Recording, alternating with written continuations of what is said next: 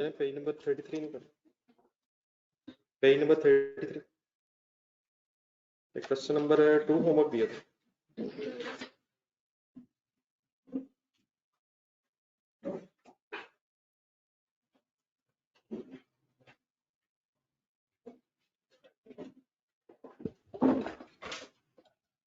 ये स्टार्ट कर रहे हैं, किसके सेंट्री में मसला है?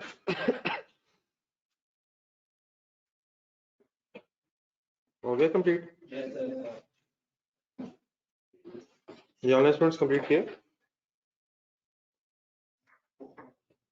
1 जुलाई 12 ढूंढिएगा।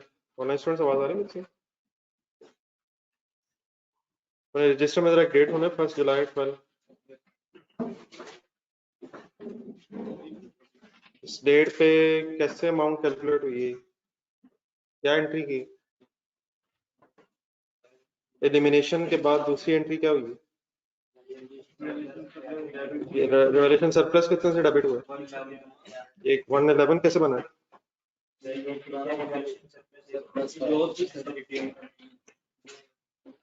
ट्रिपल 1.11 कैसे बना सर? कुछ और बना, यही बना? कितने सरप्लस डेबिट हुए?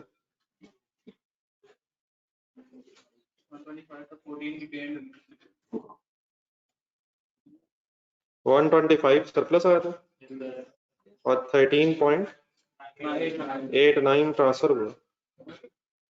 ठीक है, तो जिस वक्त रिवॉल्यूशन हुई है स्लाइड 12 पे, उस वक्त 125 सरप्लस नहीं था, कितना रह गया था सर? और टोटल लॉस आया था 121.11, तो देयरफॉर 10 फिर बैलेंसिंग फिगर प्रॉफिट और लॉस में गई है।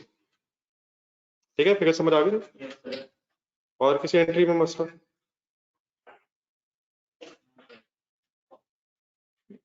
ये है सर। चलिए क्वेश्चन नंबर 4 पे स्टूडेंट्स और तो नहीं, तो मसला रहेगा।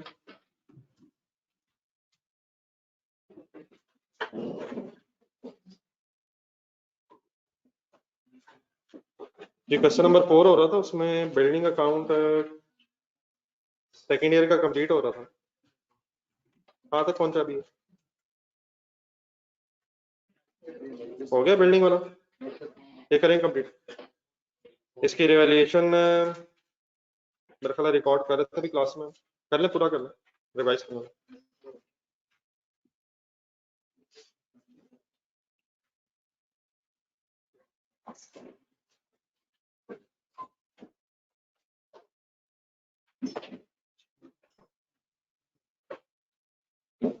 कितना लॉस आया था इससे?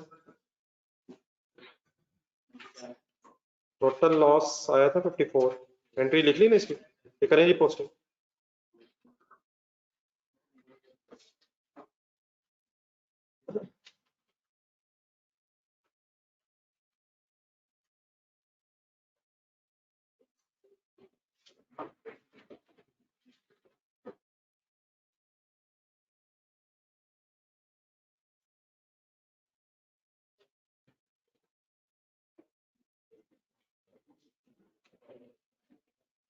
कंप्लीट कर रहे हैं, डेप्रिसिएशन भी चार्ज कर रहे हैं।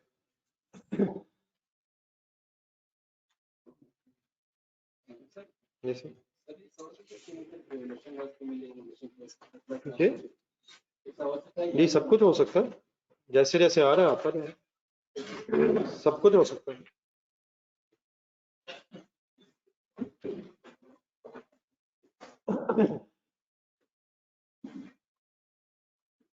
तो साथ साथ चलते ना, बस जो चीजें आ रही हैं उसको करते रहे, तो नई चीज आएगी तो साथ साथ डिस्कस होती रहेगी।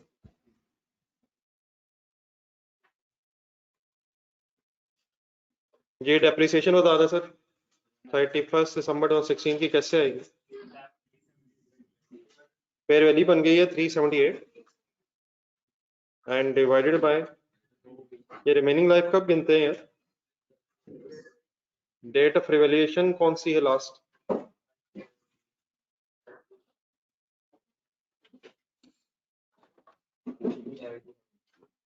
कुछ नहीं कह सकते,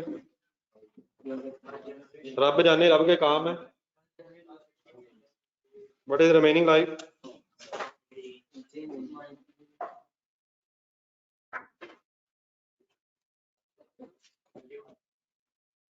Depreciation बनेगी 21.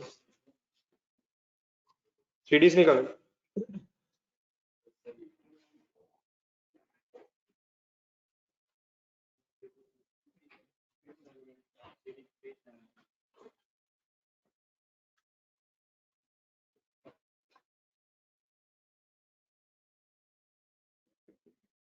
चेक करने का लिए पोस्टिंग वगैरह अपना मसला तो नहीं.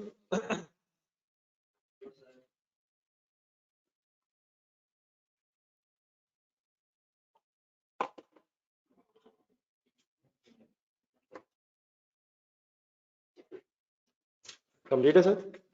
दूसरा शुरू करें. इक्विपमेंट 2 एसेट्स इन्वॉल्व है. बिल्डिंग की वर्किंग होगी 2 सालों की. इक्विपमेंट शुरू करें.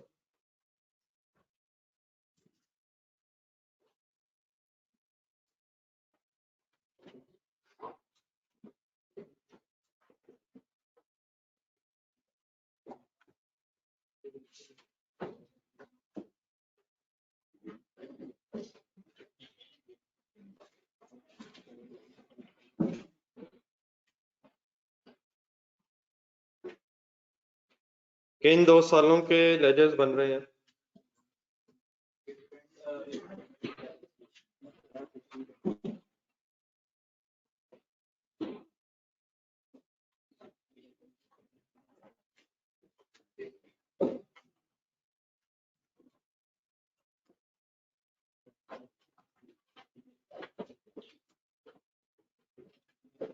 ये स्टार्टिंग डेट बताएं.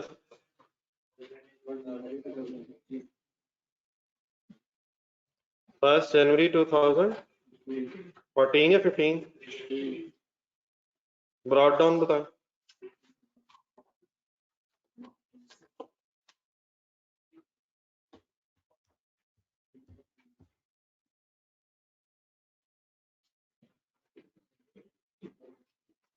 फर्स्ट लाइन पढ़े सर. अब इक्विपमेंट पे सारा फोकस कर लें. गाड़ी इक्विपमेंट कब खरीदा था?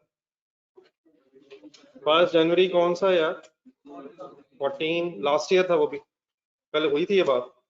हमने स्टार्ट करना 1 जनवरी 15 से. तो 50 ब्रॉड डाउन के तौर पे लिखूं या 50 डेप्रिशिएट नहीं हुआ होगा? तो 50 में से डेप्रिसिएशन लेस करके नहीं लिखेंगे? उसकी क्या वजह है? सेपरेट लेजर बन रहा है यार. तो 50 as it is brought down हो जाएगा. एक्यूमुलेटेड एप्रिसिएशन का ब्रॉड डाउन कैलकुलेट करके बताया.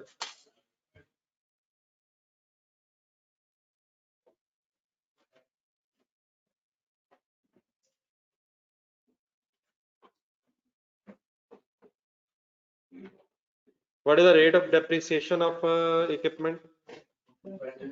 10%. कौन सा मेथड? लेकिन लास्ट ईयर फर्स्ट ईयर था, इसलिए रेट किससे ही मल्टीप्लाई हुआ होगा? कॉस्ट से ही हुआ होगा. 50 मल्टीप्लाइड बाय 10%. पूरा साल डिप्रिशिएट हुआ होगा. उसकी क्या वजह?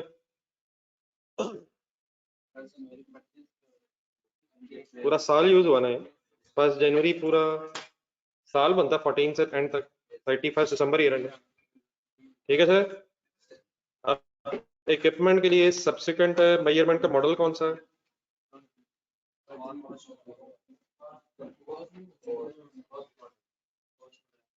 कौन सा मॉडल है? तो 2015 से में रख के जरा ढूंढने. कोई रिवॉल्यूशन अब इस केस में नहीं होगी. 2015 में ढूंढने कोई एडजस्टमेंट हुई इक्विपमेंट में?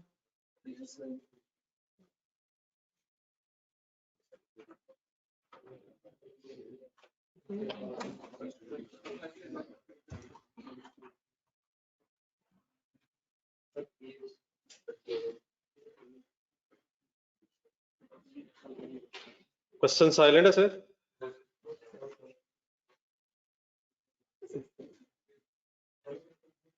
क्वेश्चन नजर आ रहा है सर? धुंधला धुंधला नजर आ रहा है सर. बिल्कुल ही नहीं नजर आ रहा सर. मोबाइल चेक करें. मोबाइल नजर आ रहा है? चेक करें सर. अगर मोबाइल नजर नहीं आ रहा फिर मसला है सर. बाकी सब कुछ तो नजर आ रहा है ना सर, सवाल के अलावा. सवाल कौन सा हो रहा है सर? पेज नंबर बता दें यार. पॉइंट नंबर 3 पढ़ लें यार। इक्विपमेंट किस दिन आया यार? 1 अगस्त सर। पॉइंट नंबर 4 यार, सॉरी यार, डबल एंट्री बोले यार। अमाउंट बता दे भाई। 85 लिखें। टफ है, टफ है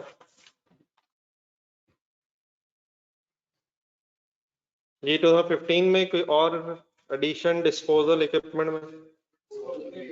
डिस्पोजल 15 में नहीं हुई है यार। 15 में एक और एडिशन डिस्पोजल अगर नहीं है तो लेजर्स देखें, बताएं क्या रह गए। इस साल की डेप्रिसिएशन की वर्किंग शुरू करें, डेट बताएं। किस डेट पे डेप्रिसिएशन चार्ज करेंगे?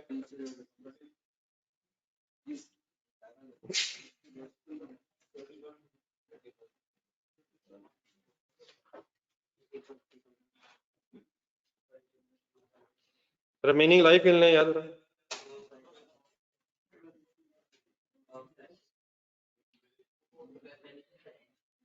तो फिर क्या हुआ?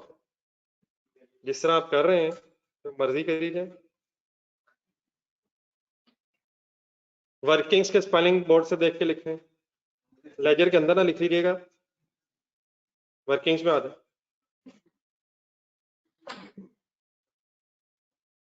किस चीज की वर्किंग होने लगी है? किस साल की? कुछ कह नहीं सकते। और द ईयर एंडेड,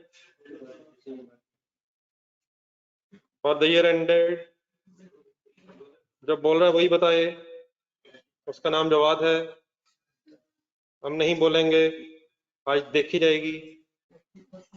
तो बुलवा के दिखाए हमें आज, देख के 31 दिसंबर 15 लिखें।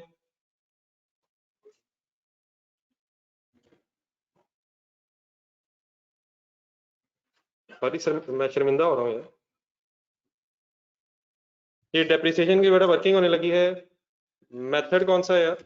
रिड्यूसिंग बैलेंस मेथड याद है यार? स्टार्ट कहाँ से होता है?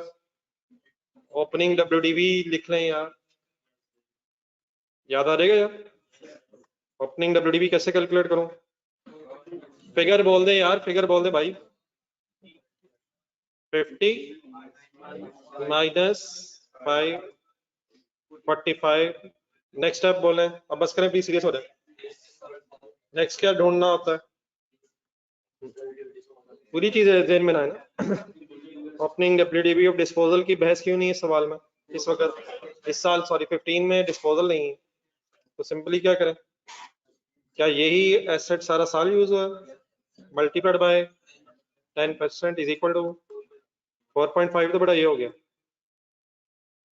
देन डिस्पोजल है नहीं, लेकिन लेजर देखें डेबिट साइड, तो नया एसेट आया, कितने अरसे यूज हुआ गिन के बताइएगा।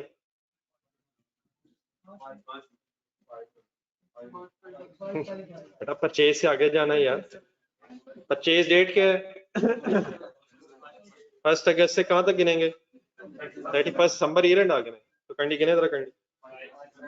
तो डेप्रिसिएशन ऑफ एडिशन, डिस्पोजल है नहीं, तो डेप्रिसिएशन ऑफ एडिशन फिगर्स बोले कैसे कैलकुलेट करूं? 35 मल्टीप्लाई बाय 10% मल्टीप्लाइड बाय 5/12 गिन लिया सबने? अगस्त क्यों काउंट कर रहे हैं? अगस्त का भी स्टार्ट है। अमाउंट बताइए। 1.46। ठीक है, प्लीज याद आ गया, टोटल करें।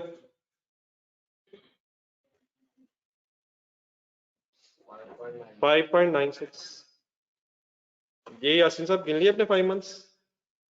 परचेज के बाद वाले मंथ्स काउंट करेंगे एडिशन के, या परचेज से पहले के? ये तो बात थोड़ी सी।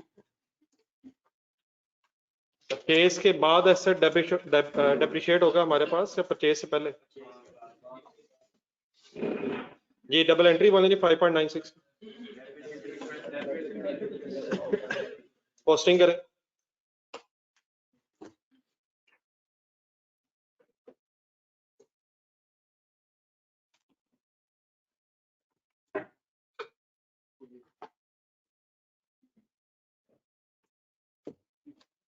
पोस्टिंग के लिए सर जी कंप्लीट कर।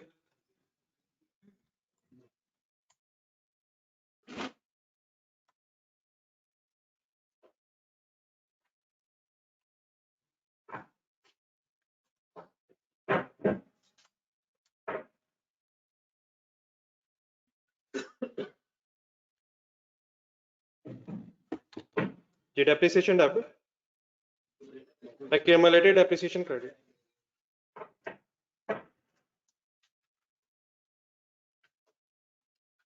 नेक्स्ट से स्टार्ट करें, सीडी बनाए और नेक्स्ट से स्टार्ट करें।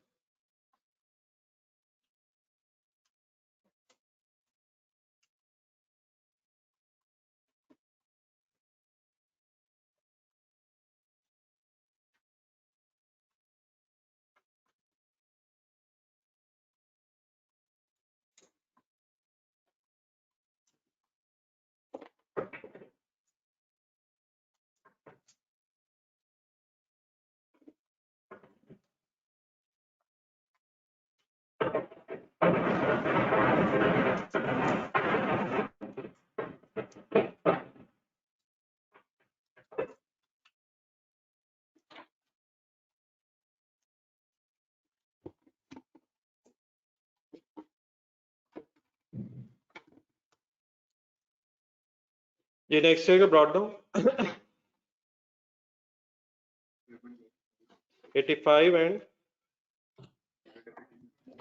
10.96।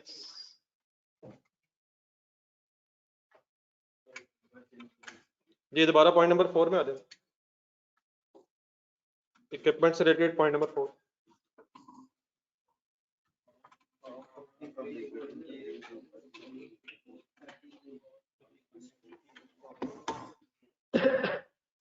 अब पॉइंट नंबर 4 में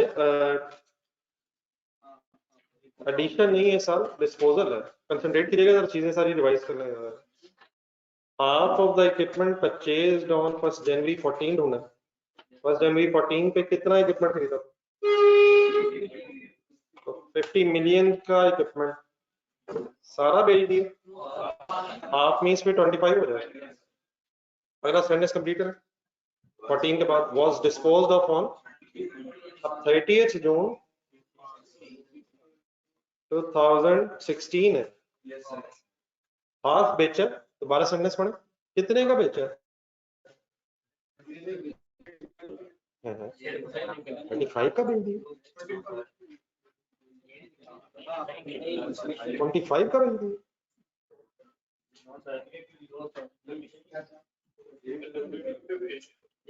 मतलब वो एक अलग इशू है, बताया हुआ, तो खुद ही सोच लें कितने बेचे। 35 पे बेचा है, एक तरफ से बात है, 25 पे 225 बेच दी। अब बेटा इंफॉर्मेशन नहीं है, सेल प्रोसीड्स नहीं बताई हुई, सेल प्रोसीड्स नहीं बताई हुई। 25 ढूंढने दोबारा, 50 आधा, ये कॉस्ट है उसकी या सेल प्रोसीड? तो इस जमाने में खरीदा था 50 का, आधा बेच दिया तो ठीक है, चले आधा मींस 25 कॉस्ट हो गई।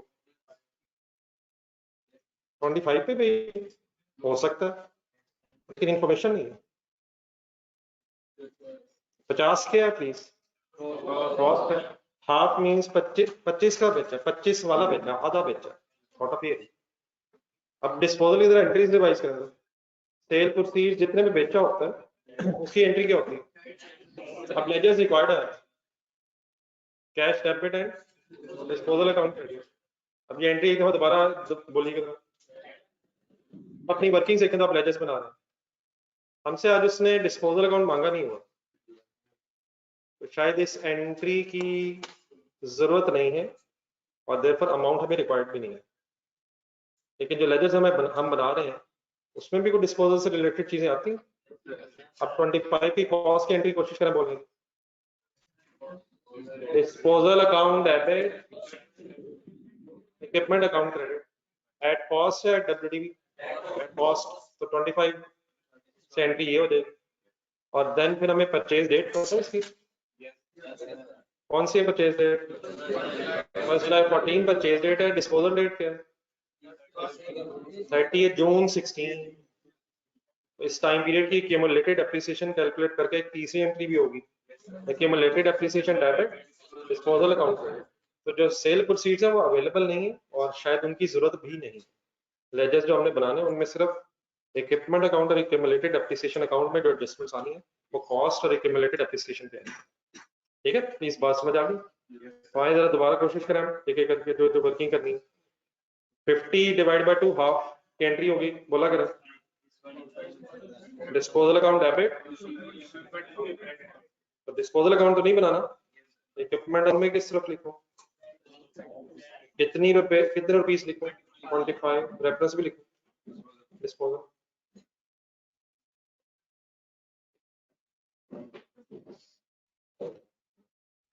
सेकेंडली कौन सी एंट्री ध्यान में आनी चाहिए? Accumulated appreciation account debit, disposal account debit, कितने से वर्किंग करनी पड़ेगी? आए वर्किंग्स पर क्या फाइंड आउट करने लगे? ना करें यार, वर्ड तो पूरा बोल दें यार। एक्यूमुलेटेड एप्रिसिएशन ऑफ डिस्पोजल, ये बेटा आगे चलते चलते पिछली चीजें बोलनी नहीं है। एक्यूमुलेटेड एप्रिसिएशन ऑफ डिस्पोजल,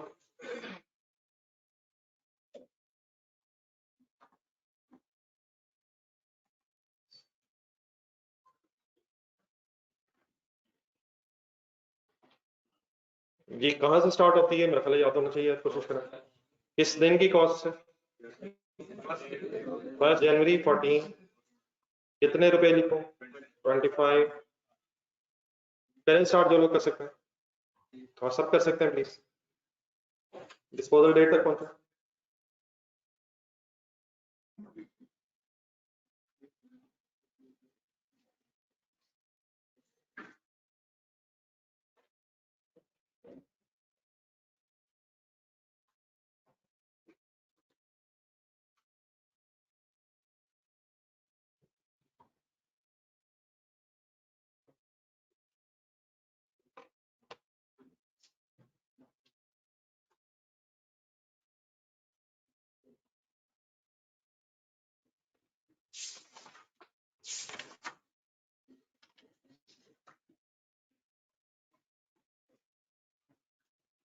यहाँ स्टूडेंट्स एक्यूमुलेटेड एप्रिसिएशन बताया।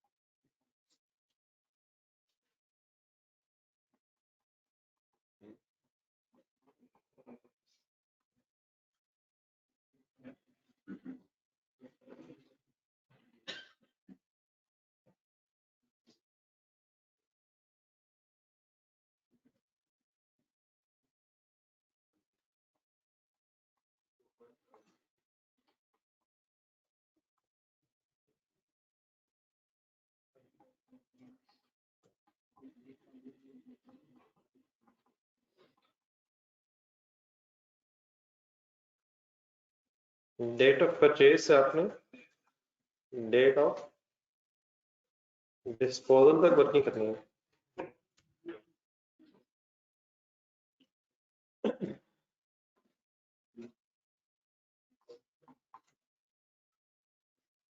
जी डिस्पोजल वाला साल है 2016।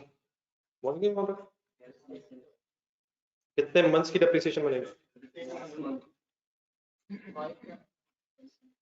सर डिस्पोजल डेट 30 जून, 30 जून।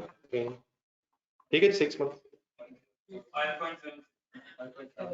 6 बाय 12 ओके, फिगर आएगी 1.01।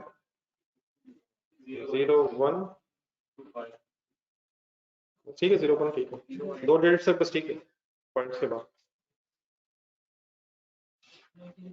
अप्रॉक्सीमेटली फिगर आएगी 19.24।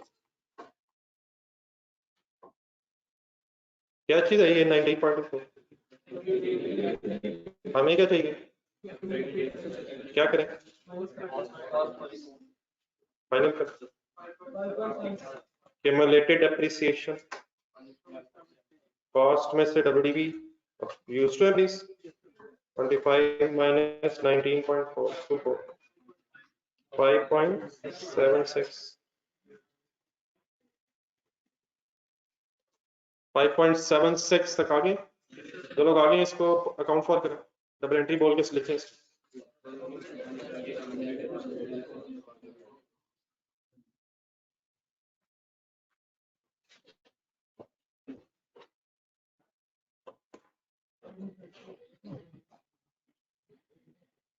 जी ऑनलाइन स्टूडेंट्स हो गई आपकी? वाइंड अप करेगा जी, वाइंड अप करें। 5.76 online students working complete.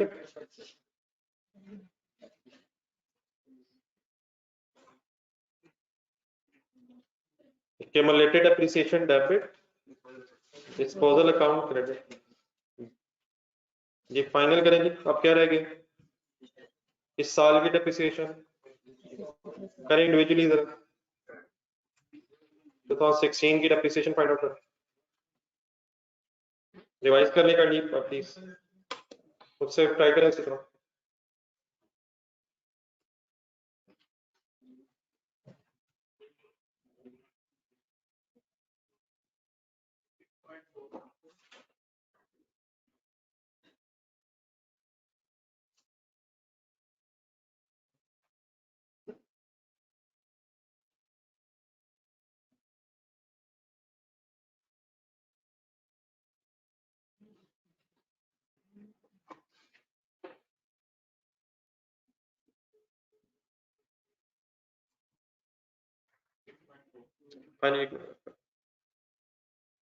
Depreciation for the year ended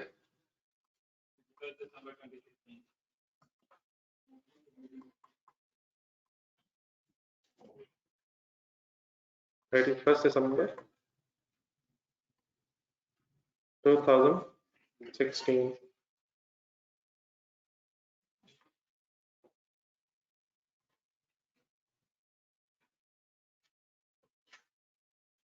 अब रिड्यूसिंग बैलेंस अगर मेथड बेटा तो प्लीज याद रखिएगा, चलती अब इसी तरह गेम चल रही है। ओपनिंग WDV बनेगी as a difference between, figure बोलना जरा, 85 minus 10.96 74.04। नेक्स्ट क्या सोचना है, less opening WDV of disposal, इससे पिछली वर्किंग देखें और एक दफा दोबारा फाइनल कर फिगर बोल दे जरा। ओपनिंग WDV ऑफ डिस्पोजल ढूंढ दे अपने रजिस्टर में जरा वर्किंग ढूंढ ले, किस फिगर की बात हो रही है। ये 19.24 के, ये तो डिस्पोजल डेट की है ना, हम किस डेट की ढूंढ रहे हैं, फिगर 20.25। देन क्या करें, माइनस करके कौन से एसेट्स आ जाएंगे जो पूरा साल यूज हुए हैं। बैलेंसिंग फिगर बताइएगा माइनस करके। 53.79 multiplied by 10%, 5.3793 हो जाएगा वैसे। ठीक है next step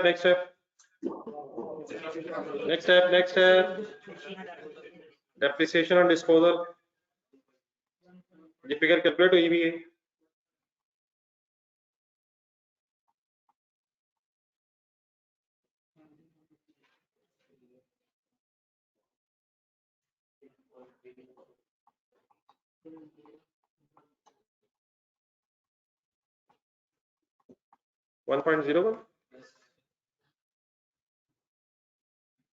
depreciation on addition,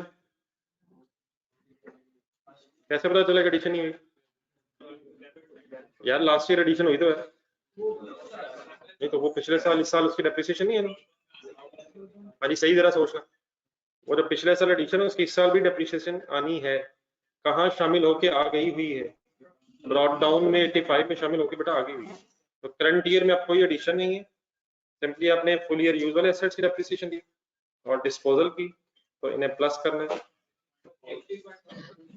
6 point, मतलब मेरा 39 शायद बनेगा, बाकी ठीक है 40 अगर हो गया तो ठीक है।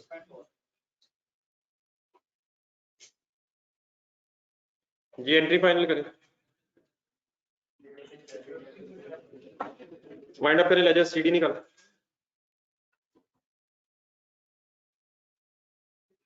स्पीड अप हो जाए प्लीज।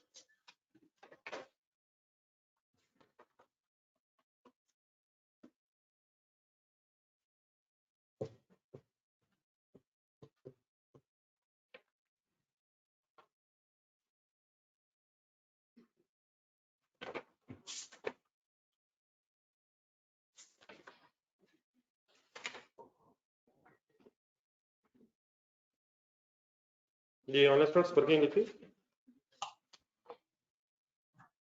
जी फ्रेंड्स, देखा फाइनल है सर, अरे सीडी फाइनल कर, सीडीज नहीं करते लेजर्स में। ये ऑनलाइन स्टूडेंट्स कुछ रह तो नहीं गया, वर्किंग हो गई है 6.39,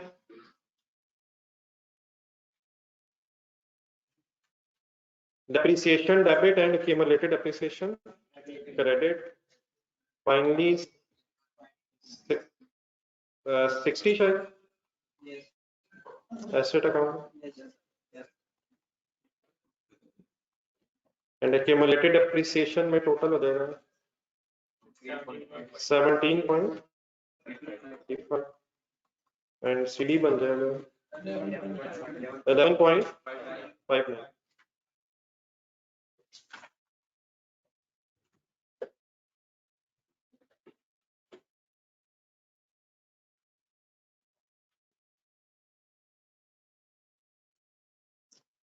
जी प्लीज कंप्लीट करके बताइए। क्वेश्चन नंबर 5 पढ़ना शुरू करें। क्वेश्चन नंबर 2 कंप्लीट हो गया सबका?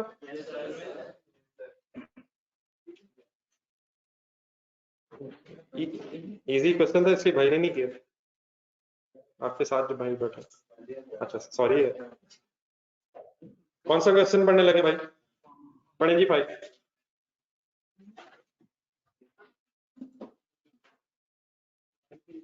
क्वेश्चन नंबर 5 पढ़ना शुरू कर दें।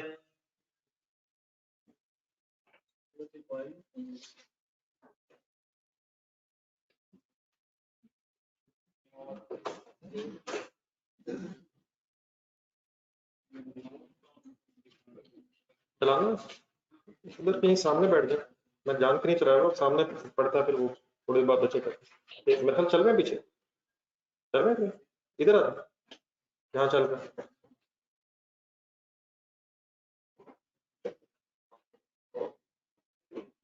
ये दरम्यान में चलाना, एक आगे चलाना, एक ये भी चलाना। जी सर, ये पॉइंट नंबर 1,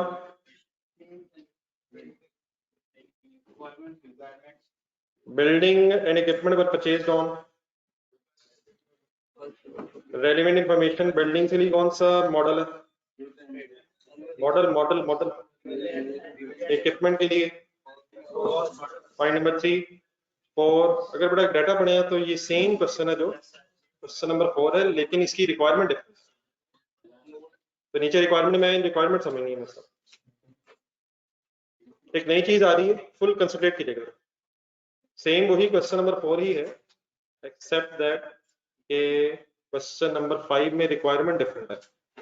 तो अगर इस तरह से रिक्वायरमेंट हो जाए इसी सवाल में तो फिर क्या करेंगे? इन अकॉर्डेंस विद, पहले रिक्वायरमेंट समझ लें, in accordance with the international financial reporting standards, abbreviation इसकी क्या है? प्रिपेयर आ, पहले word of the language, note on property plant and equipment. हम जो IAS 16 इस वक्त पढ़ रहे हैं उसका नाम ही क्या है? Property plant and equipment. तो कहता है प्रिपेयर करें एक note on property plant equipment, bracket में जाए, ब्रैकेट में कहता है including comparative figure. Comparative figure का मतलब मैं बताता हूँ, ब्रैकेट छोड़ के दोबारा सेंटेंस पढ़े, prepare a note on property plant equipment, bracket छोड़ दें, for the inclusion in the SL financial statements for the year ended 31st December 2016. अब एक सेकंड जरा ब्रैकेट में है, जरा ये बड़ा ब्रैकेट में लिखा हुआ है including comparative figures. Comparative figures का मतलब लिखकर जरा कहीं इसी के नीचे लिखना। जब ये छोटी छोटी चीजें ऐसी यहाँ आनी है जो आगे जाके मुसलसल यूज होती रहनी है, तो आपने बहुत सीरियस एफर्ट साथ मेरा शुरू करना है। कंपैरेटिव फिगर्स का मतलब होता है also present figures of figures means amounts, also present figures of last 1 year.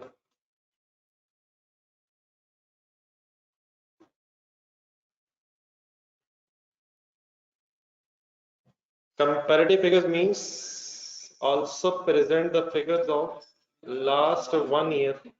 अब जरा सेंटेंस के एंड में जाए, सेकंड लाइन में कौन से साल का नोट मांग रहा है? 31 दिसंबर 16, लेकिन इंक्लूडिंग कंपैरेटिव फिगर्स का मतलब होगा कि आपने 2015 की फिगर्स भी प्रेजेंट करनी है। अगर आप 2020 में वर्किंग कर रहे होते और कंपैरेटिव मांग रहा होता तो 19 की फिगर्स भी प्रेजेंट करनी। अगर आप 2022 में होते तो कंपैरेटिव मींस 2021 की फिगर्स भी प्रेजेंट करनी। अब याद रहेगा प्लीज, कंपैरेटिव फिगर्स मींस जिस साल में आप वर्किंग करवा रहा आपसे एग्जामिनर, आपने उससे पिछले साल की फिगर्स भी बतानी है। कैसे बतानी है चलो मैं बताता हूँ। अब दो चीजें आ गई हैं, नंबर एक नोट नई चीज है और सेकेंडली कंपैरेटिव फिगर्स। अब नोट जो वर्ड है इसको जरा जहन में रख के फाइनेंशियल स्टेटमेंट्स के 5 कंपोनेंट जहन में लाएं। साजी please. Number 1 statement of financial position, 5 components of financial statements. Financial statements के 5 components: statement of financial position, statement of comprehensive income, statement of cash flow, statement of change in equity, या पढ़ा तो word से सुने होंगे, और last one notes of financial statements. Definitely आपने PRC तक सिर्फ स्टेटमेंट ऑफ फाइनेंशियल पोजीशन और स्टेटमेंट ऑफ कॉम्प्रिहेंसिव इनकम बनानी थोड़ी सी सीखी है, लेकिन अब आपके F1 के सिलेबस में स्टेटमेंट ऑफ कैश फ्लो भी आनी है, statement of change in equity भी आ जानी है, और नोट्स ऑफ फाइनेंशियल स्टेटमेंट्स क्या होते हैं, कैसे बनते हैं, वो भी आने हैं। तो इनमें से आज नोट्स आज हमने बनाने सीखने हैं। तो फाइनेंशियल स्टेटमेंट्स के 5 कंपोनेंट्स हैं, सॉर्ट ऑफ पेजेस हैं ये। एक पेज है जिसपे स्टेटमेंट ऑफ फाइनेंशियल पोजीशन है, एक पेज है जिसपे स्टेटमेंट ऑफ कॉम्प्रिहेंसिव इनकम है, फिर कैश फ्लो स्टेटमेंट का एक पेज है, उसी तरह फिर एक statement of change in equity का पेज है, तो फिर इसी तरह नोट्स टू फाइनेंशियल स्टेटमेंट्स का भी एक पेज होता है। करते असल में इसमें ये है, नोट्स टू फाइनेंशियल स्टेटमेंट्स बनाने का मकसद ये होता है कि शेयर होल्डर्स को कुछ एक्स्ट्रा इंफॉर्मेशन जो बाकी 4 कंपोनेंट्स में नजर नहीं आ रही होती, एक्सप्लेन करके कुछ एक्स्ट्रा चीजें बनानी है। असल में बिजनेस है शेयर होल्डर्स का।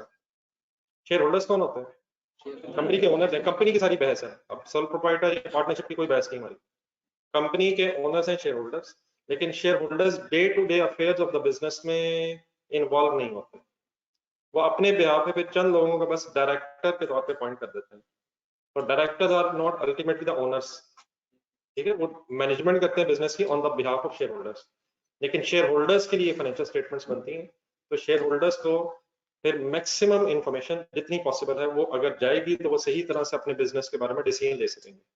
तो ये जितने अकाउंटिंग स्टैंडर्ड बने हुए, हर अकाउंटिंग स्टैंडर्ड में कुछ एक्स्ट्रा डिस्क्लोजर रिक्वायरमेंट्स होती हैं जो शेयर होल्डर्स को नोट्स टू फाइनेंशियल स्टेटमेंट्स में लिख के बतानी होती हैं।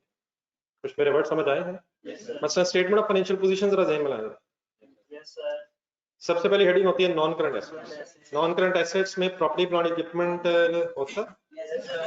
स्टेटमेंट ऑफ फाइनेंशियल पोजीशन में बस प्रॉपर्टी प्लांट एंड इक्विपमेंट के सामने उसकी कैरिंग अमाउंट आ रही है। अब डेफिनेटली प्रॉपर्टी प्लांट इक्विपमेंट में लैंड भी हो सकती है, बिल्डिंग भी हो सकती है, मशीनरी भी हो सकती है, इक्विपमेंट भी हो सकता है, व्हीकल्स भी हो सकती हैं। ये सारी figure statement of financial position में ब्रेक नहीं हो रही होंगी। स्टेटमेंट ऑफ फाइनेंशियल पोजीशन में बस एक हेडिंग होगी, प्रॉपर्टी प्लांट एंड इक्विपमेंट। लेकिन अब डेफिनेटली शेयर होल्डर्स को प्रॉपर्टी प्लांट इक्विपमेंट के अंदर कौन कौन से एसेट्स हैं, फिर अगर उनमें कोई एडिशन हुई है, कोई डिस्पोजल हुई है, कोई रिवैल्यूएशन हुई है, अगर ये इन्फॉर्मेशन नहीं देंगे, सिर्फ WDV बताएंगे, तो शायद वो इनसफिशिएंट इन्फॉर्मेशन। तो स्टेटमेंट ऑफ फाइनेंशियल पोजीशन में सिर्फ कैरिंग अमाउंट आएगी, बाकी जितनी चीजें मैंने आपके सामने भी बोली हैं, बोली मैंने वैसे क्या बोला मैंने? डिफरेंट एसेट्स और उन एसेट्स में एडिशन, डिस्पोजल, रिवैल्यूएशन, ये इंफॉर्मेशन देने के लिए हम कहाँ चले जाएंगे? हम नोट्स और फाइनेंशियल स्टेटमेंट्स का पेज बनाया करेंगे। वो कब बनाया करेंगे? रिक्वायरमेंट पढ़े, जब वो रिक्वायर किया करेंगे। रिक्वायरमेंट क्वेश्चन नंबर 4 की रिक्वायरमेंट पढ़े, लेजर्स कहेगा, लेजर्स बनाएंगे। एक पेज पीछे जाए, क्वेश्चन नंबर 1। अकाउंटिंग एंट्रीज कहेगा, अकाउंटिंग एंट्रीज करेंगे। अब ये नहीं कि हर रिक्वायरमेंट का में नोट्स बना देंगे। नोट्स तभी बनाएंगे जब क्वेश्चन नंबर 5 में वापस आए, जब वो कोई इंडिकेशन देगा कि हमने नोट्स और फाइनेंशियल स्टेटमेंट्स बनाना है। और साथ वो अगर कंपैरेटिव मांग रहा है तो किस साल के नोट्स के साथ साथ कौन से साल के नोट्स भी देंगे? 2016 के साथ साथ 15 के नोट्स भी देंगे। अब इन नोट्स और फाइनेंशियल स्टेटमेंट्स में प्रॉपर्टी, प्लांट एंड इक्विपमेंट से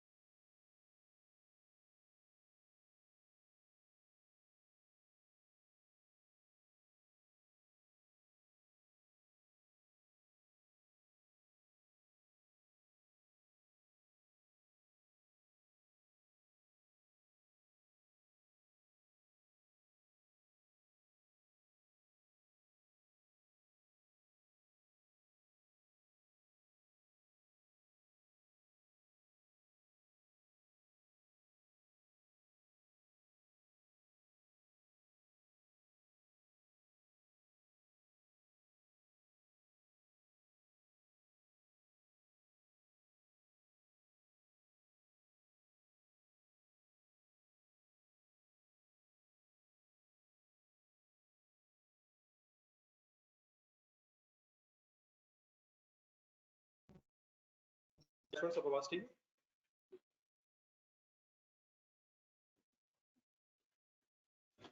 सब आवाज ठीक होगी?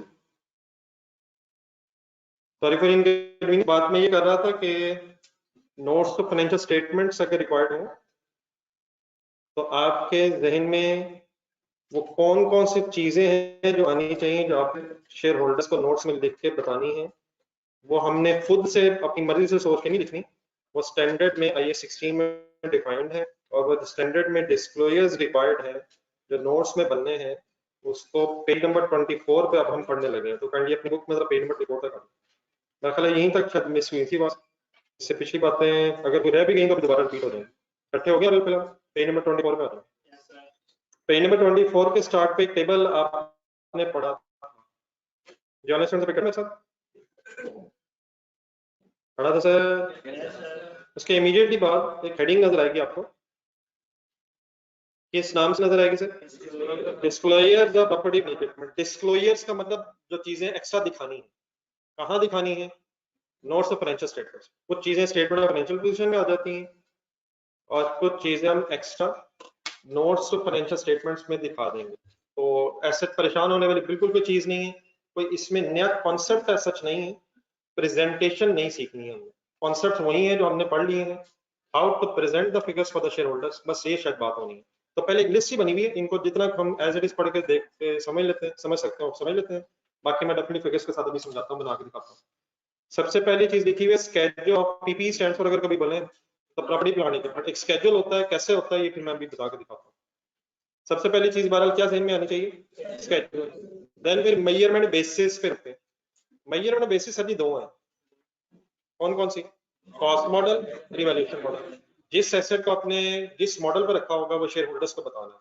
असल में हम अकाउंटेंट्स जो है ड्यूरिंग द ईयर अकाउंटिंग तो करते जा रहे हैं, लेकिन हम अकाउंटेंट्स खुद शेयर होल्डर्स नहीं है। हम किसके लिए अकाउंटिंग कर रहे हैं? हम कंपनी में अकाउंटेंट्स हैं, हम अकाउंटिंग कर रहे हैं, लेकिन अपने लिए नहीं कर रहे, शेयर होल्डर्स ओनर्स के लिए कर रहे हैं। तो शेयर होल्डर्स को फिर हमने एक्सप्लेन करना है कि हमने किस एसेट को किस मॉडल पर रखा है। थर्ड पॉइंट, फिर उनकी यूजफुल लाइफ क्या है, और अगर यूजफुल लाइफ की जगह रेट मिल गया तो रेट बता देंगे। फिर मेथड ऑफ डेप्रिसिएशन, ठीक है। फिर अगर कोई ऐसे डिस्पोज हो जाए उसकी डिटेल बतानी होती है, वो उसमें क्या क्या आता है वो मैं अभी एक्सप्लेन करूंगा। कि किस बेचा है, कितने का बेचा है, गेन हुआ, लॉस हुआ, ये सारी इंफॉर्मेशन शेयर होल्डर्स को बतानी है। देन एक और हेडिंग पढ़ लेना, disclosure requirement if an item of property plant and equipment is revalued. नीचे जो 4 पॉइंट्स लिखे हुए हैं, ये 4 डिस्क्लोजर भी आपने देने हैं, लेकिन ये किस केस में एप्लीकेबल होंगे? अगर कोई एसेट रिवैल्यू हुआ है। इन अदर वर्ड्स, अगर कोई एसेट रिवैल्यू नहीं हुआ तो फिर ये नीचे वाले 4 डिस्क्लोजर रिक्वायर्ड नहीं, लेकिन हमारे इस केस में हुआ भी है और शायद क्वेश्चन में आया भी करेगा। तो 4 पॉइंट्स ये भी मेरे साथ देखिए। When an item of property, plant and equipment are stated at revalued amounts, when items of property, plant, equipment are stated at revalued amount, word clear? ये किसे कहते हैं? Fair value के लिए revalued amount. Following must be disclosed. Number 1. सबसे पहले effective date of revaluation. Shareholders को date बतानी है कि किस डेट पे रिवैल्यूएशन हुई है। लेकिन ब्रैकेट पढ़े, अभी हम क्वेश्चंस कर रहे थे, समटाइम एक से ज्यादा डेट्स पे रिवैल्यूएशन हो जाती है, ऐसे ही होता है सर। तो उसके इसमें फिर सारी डेट्स नहीं बतानी, कौन सी बतानी है? लेटेस्ट का मतलब आखिरी वाली, अर्लीस्ट या लेटेस्ट? अर्लीस्ट या लेटेस्ट, सबसे पहली वाली, लास्ट वाली, ठीक है। Second, whether an independent valuer was involved and its name if available. अब ये बार बार क्वेश्चन में आता था, अगर किसी इंडिपेंडेंट वैल्यूअर ने वैल्यूएशन की है और उसका नाम अवेलेबल है तो वो भी शेयर होल्डर्स को बताना है कि हमने किससे रिवैल्यूएशन करवाई थी। नंबर 3 को एज इट इज पढ़ लीजिएगा, ये अप्लाई करने वाला है। For each revalued class of property plant and equipment, एक वर्ड जरा और अंडरलाइन करें, class of property plant and equipment. Property plant and equipment जब वर्ड आपके सामने बोला जाता है तो आपके जहन में कौन से एसेट्स आते हैं? वो एसेट्स आते हैं फॉर यूज है and they have a useful life of more than 1 year. लेकिन अब इसमें भी डिफरेंट टाइप्स ऑफ एसेट्स, तो जो different types of property plant equipment उन्हें क्लास बोला जाता है, class of property plant equipment.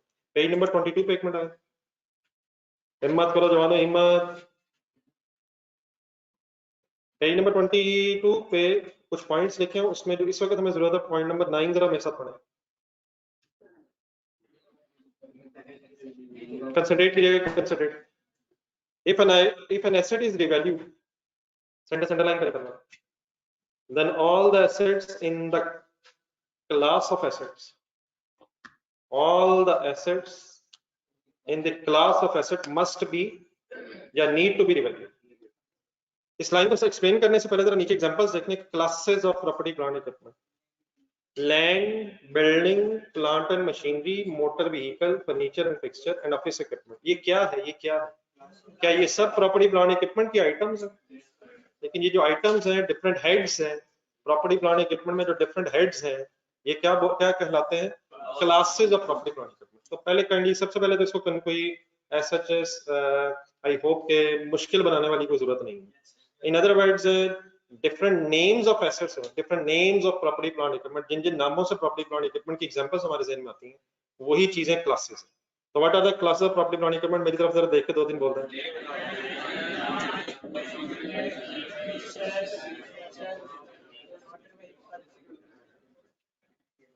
अब जरा पहले वाला सेंटेंस पढ़ो, जो साथ है मेरे।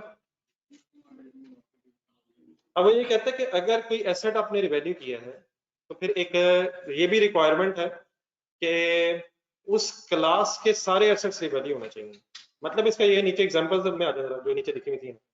अगर कोई एक मशीन आप रिवैल्यू कर रहे हैं तो क्या सारी बिल्डिंग्स भी रिवैल्यू होनी है? सारी बिल्डिंग्स है। अगर एक मशीन रिवैल्यू की है तो सारी मशीनें रिवैल्यू होंगी। अगर एक बिल्डिंग रिवैल्यू की है तो सारी व्हीकल्स रिवैल्यू करना जरूरी नहीं है। लेकिन अगर एक बिल्डिंग रिवैल्यू की है तो फिर सारी बिल्डिंग्स पे भी रिवैल्यूएशन मॉडल ही यूज होना चाहिए। तो ये शायद बस एक स्टैंडर्ड की रिक्वायरमेंट है कि अगर किसी क्लास का एक एसेट रिवैल्यू हुआ है फिर उस सारी क्लास को रिवैल्यू होना जरूरी है। क्या ये हो सकता है व्हीकल्स के लिए कॉस्ट मॉडल हो और बिल्डिंग्स के लिए रिवैल्यूएशन मॉडल हो? ये शायद अभी क्वेश्चन नंबर 4 में भी हुआ है, बिल्डिंग्स के लिए रिवैल्यूएशन मॉडल है, इक्विपमेंट के लिए कॉस्ट मॉडल है। तो ये तो हो सकता है डिफरेंट क्लासेस के लिए डिफरेंट मॉडल, लेकिन अगर एक asset of the class is revalued then that whole class of assets need to be revalued. ठीक है। बहरहाल इस पेज पॉइंट नंबर 9 से मैंने आपको इस वक्त दिखाया क्या है कि क्लासेस का मीनिंग क्या होता है। जो प्रॉपर्टी प्लांट इक्विपमेंट के एसेट्स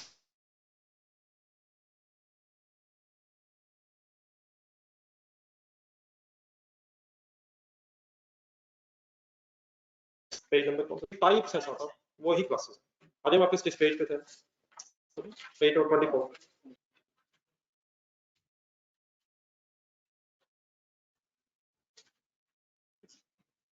जी कौन सी हेडिंग चल रही थी पेज नंबर 24 में? नहीं 3 से पहले ऊपर हेडिंग कौन सी चल रही है? ये जो 4 पॉइंट्स आ रहे नीचे ये किस केस में एप्लीकेबल है? अगर कोई एसेट रिवैल्यू हो जाए तो नंबर 1 शॉर्ट वर्ड्स में डेट ऑफ रिवैल्यूएशन बतानी है, नंबर 2 नेम ऑफ रिवैल्यूअर और उसकी इंडिपेंडेंस बतानी है, नंबर 3 पढ़े for each class of property plant equipment, machinery ज़हन में रखना है, बिल्डिंग ज़हन में रखना है। अगर कोई एक क्लास को रिवैल्यू किया तो क्या बताना है? कंसंट्रेशन से वर्ड्स पढ़े आगे। The carrying amount that would have been recognised had carried under the cost model. तो 12 वर्ड्स पढ़े।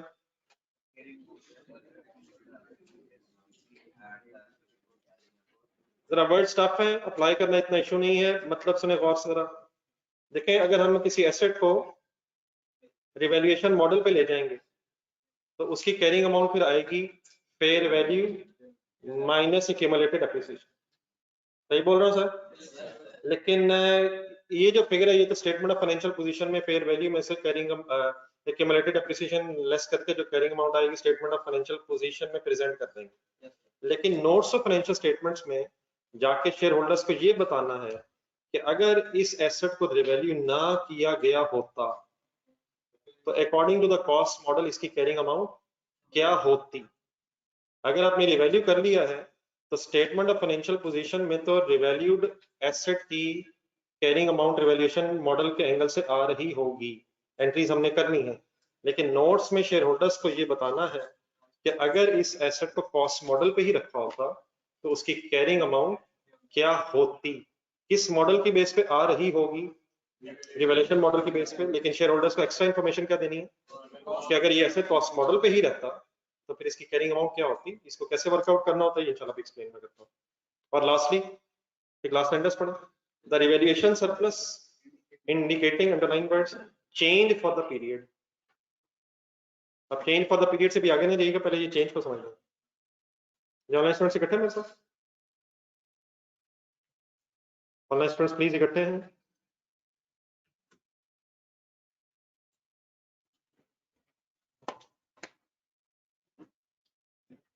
चेंज का बेटा मतलब होता है तब्दीली है, नहीं चेंज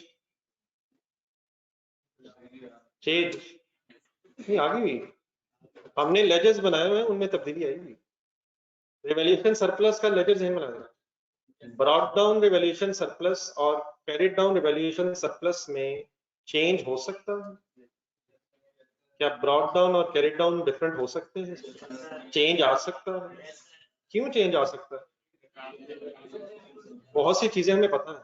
हो सकता है फर्दर रिवैल्यूएशन के रिजल्ट में सरप्लस आ गया हो सकता है ड्यूरिंग द ईयर रिवैल्यूएशन के रिजल्ट में लॉस आ गया हो सकता है सरप्लस रिटेन्ड अर्निंग्स में ट्रांसफर हो गया हो। तो इस लाइन का हाफ जो लाइन मैंने पढ़ी है इसका सिंपली मतलब ये है कि रिवैल्यूएशन सरप्लस के लेजर को आपने शेयर होल्डर्स के लिए स्टेटमेंट फॉर्म में लिख देना है। कौन सा लेजर स्टेटमेंट फॉर्म में लिख दें तो चेंज का पता चल जाएगा।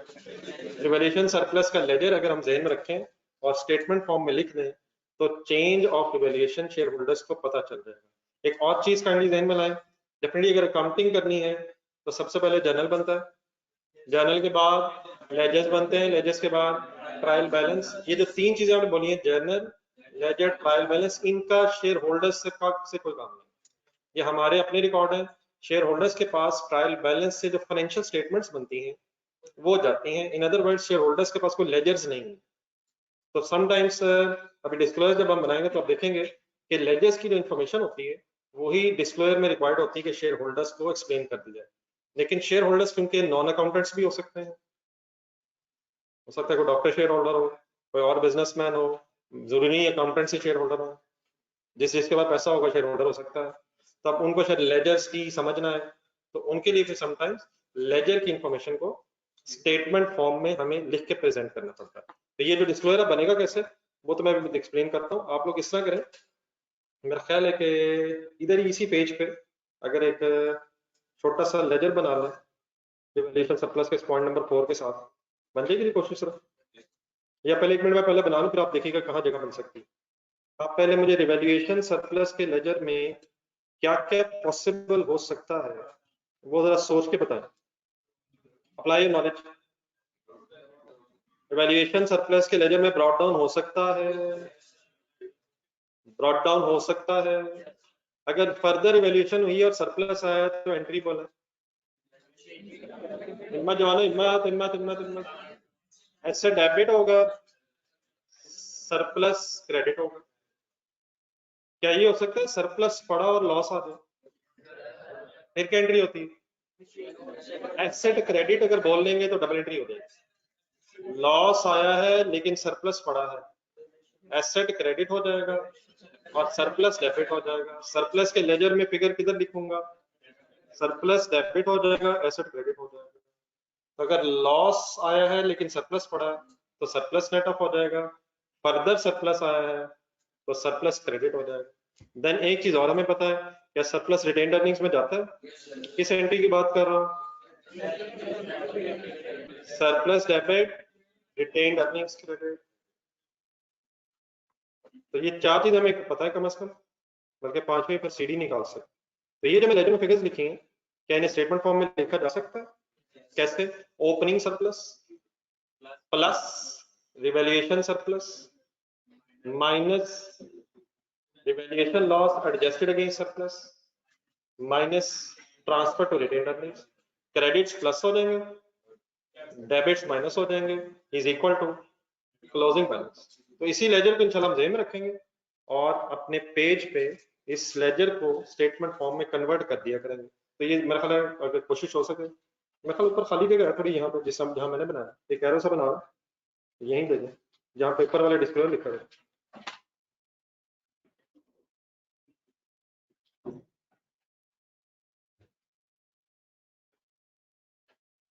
क्या हम भी बना लें?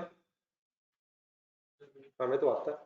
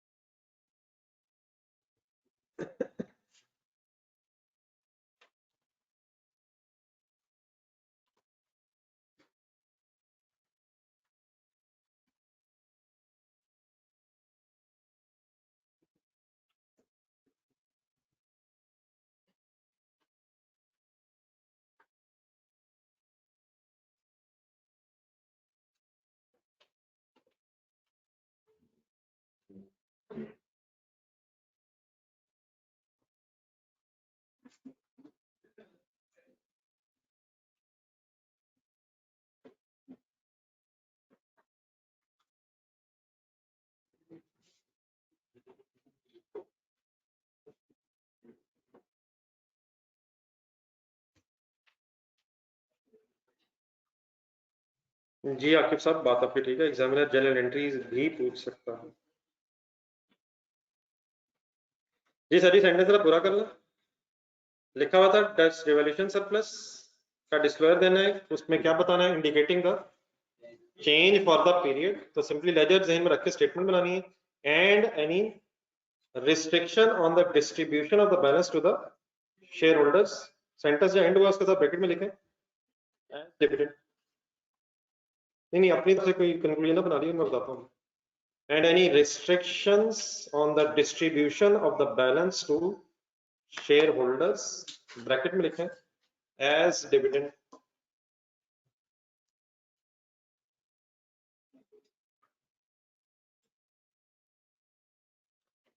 स्टेटमेंट ऑफ फाइनेंशियल पोजीशन जरा ज़हन में लाएं।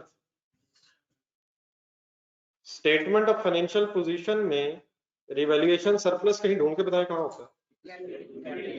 कैपिटल, पुरानी बातें हो गई। किस जगह होता है सर? किस जगह? इक्विटी में कैपिटल रिटेन्ड अर्निंग्स के बाद एक रिवैल्यूएशन सरप्लस हेड होता है। रिवैल्यूएशन सरप्लस के सामने फिगर हो सकती है? ऐसा भी हो सकती है। पाकिस्तान का लॉ में ये स्पेसिफाइड है, अभी लॉ के एंगल से बता रहा हूँ मैं, कंपनी लॉ में। कंपनी लॉ भी आपने नहीं पढ़ा, बाद में पढ़ेंगे। कंपनी लॉ में ये स्पेसिफाइड है कंपनीज के लिए कि जब तक revaluation surplus as it is पड़ा है, रिटेन्ड अर्निंग्स में ट्रांसफर नहीं हुआ, उस वक्त तक इस रिवैल्यूएशन सरप्लस में से शेयर होल्डर्स को डिविडेंड नहीं दिया जा सकता।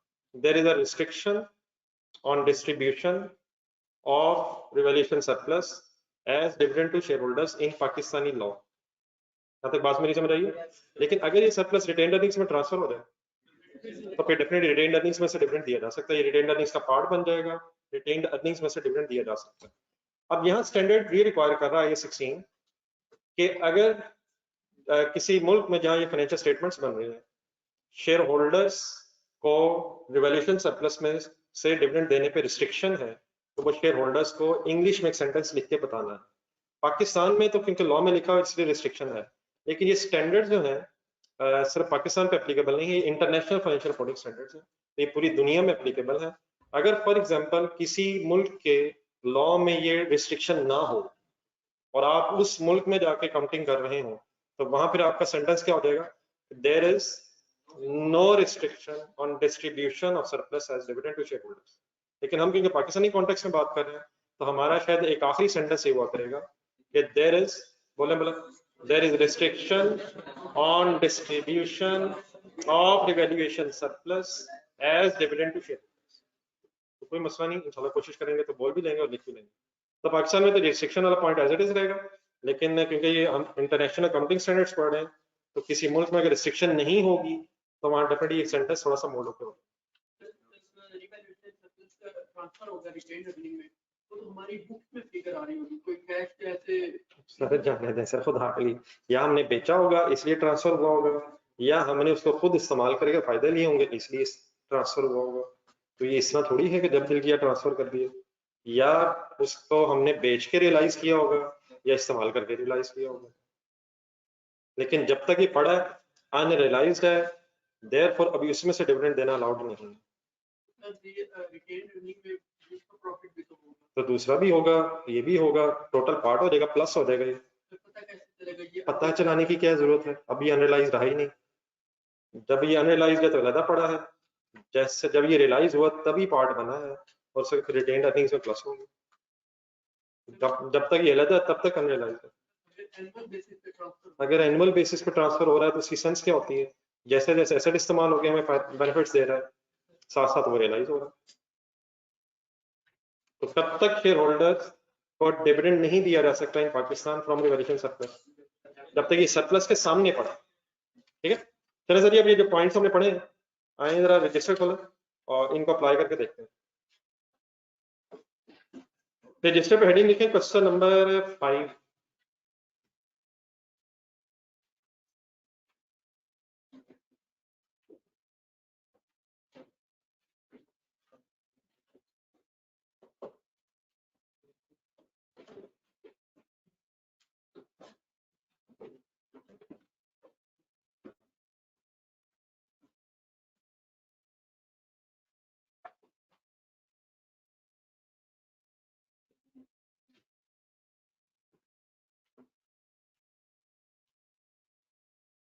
जी सर, अब अगर क्वेश्चन नंबर 5 को एज इट इज रिक्वायरमेंट्स के एंगल से सॉल्व करना हो, किस तरह करेंगे?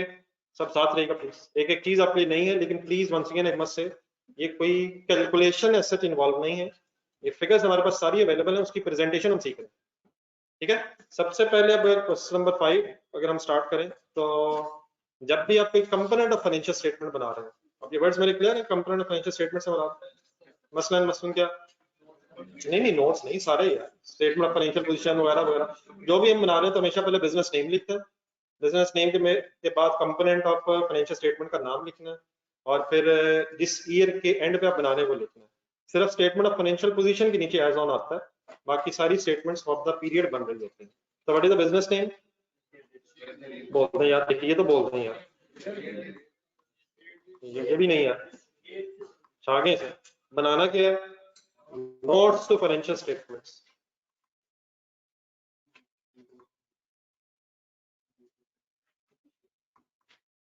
किस साल के बनाना है? For the year ended 30th June 31st December 16। अच्छा, कंपैरेटिव भी रिक्वायर्ड है, लेकिन तरीका ये होता है कंपैरेटिव बनाने का कि पहले करंट ईयर आता है और बाद में फिर कंपैरेटिव ईयर का डिस्क्लोजर आता है। तो करंट ईयर कौन सा हमारा 16, 15 कैसे प्रेजेंट करना है कंपैरेटिव में वो मैं अभी बताता हूँ। लेकिन अगर कंपैरेटिव बनाना हो तो पहले कौन सा साल करंट ईयर और देन फिर comparative year. What is the current year in this case? अगर 2020 में भी कंपैरेटिव होता तो पहले 2020 और बाद में फिर 19। ठीक है, तो focus on current year 2016। Then best में से ये रहेगा कि ये जो पेज नंबर 24 अभी पढ़ा हमने उस पर जरा अगर उंगली रख लें एज इट इज, जहां जहां मैं कुछ वर्ड्स बोलूं आप जरा देखते भी रहें ताकि जरा याद हो जाए। सबसे पहले इसमें एक स्केड्यूल बनता है, हेडिंग लिखें प्रॉपर्टी प्लांट एंड इक्विपमेंट। पहले तो एक हेडिंग आ जाएगी कि हम डिस्क्लोजर बनाने लगे हैं प्रॉपर्टी प्लांट एंड इक्विपमेंट का।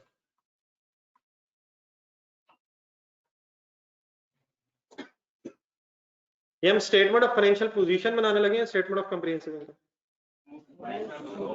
हम एक नई चीज आज बनाने लगे, हम उधर नहीं हैं, हम एक नया पेज शायद फर्स्ट टाइम आप लोग अपनी जिंदगी में बनाने लगे। तो ये ना कह दीजिए कि इसके बाद करंट एसेट किधर गए। तो ये सिर्फ प्रॉपर्टी प्लांट इक्विपमेंट की एक्सप्लेनेशन होगी। इसमें सबसे पहले पेज नंबर 24 पे जाए, वहां लिखा होता है स्केड्यूल। तो schedule of property plant equipment का मीनिंग सुने जरा मेरे से। करना बेटा ये होता है कि आपने अपने क्वेश्चन में वापस आने क्वेश्चन स्केड्यूल बनाने के लिए जरा मेरे वर्ड सुनो जरा क्वेश्चन। आपने अपने क्वेश्चन में classes of property plant and equipment ढूंढनी होती है। तो अपने क्वेश्चन में ढूंढेंगे what are the classes of property plant equipment. There are two classes of property plant equipment in this question, buildings and equipment. तो सॉर्ट ऑफ एक table बनना है, एक टेबल सॉर्ट ऑफ वर्किंग होनी है। तो तरीका ये होता है कि आपकी जितने एसेट्स की क्लासेस होंगी क्वेश्चन में उतने आप कॉलम बनाएंगे। अभी इस तरह बनाइएगा, पहले मैं बात पूरी करूँ। आप इस स्केड्यूल को बनाते हुए कितने कॉलम बनाएंगे? ना यार, दो नहीं पाएंगे। जितने आपके क्वेश्चन में, जितनी आपके क्वेश्चन में प्रॉपर्टी प्लांट इक्विपमेंट की आइटम्स की क्लासेस होंगी। यहां मैं क्यों दो बना रहा हूं? अगर फॉर एग्जांपल ये 3 क्लासेस होती और अगर फॉर एग्जांपल एक ही क्लास होती तो फिर शायद एक कॉलम ही सफिशिएंट है। तो कितने कॉलम्स होते हैं स्केड्यूल में? जितने क्वेश्चन में एसेट्स की प्रॉपर्टी प्लांट इक्विपमेंट की क्लासेस। अगर एक से ज्यादा क्लास होगी तो एंड में फिर एक टोटल का कॉलम भी बनेगा।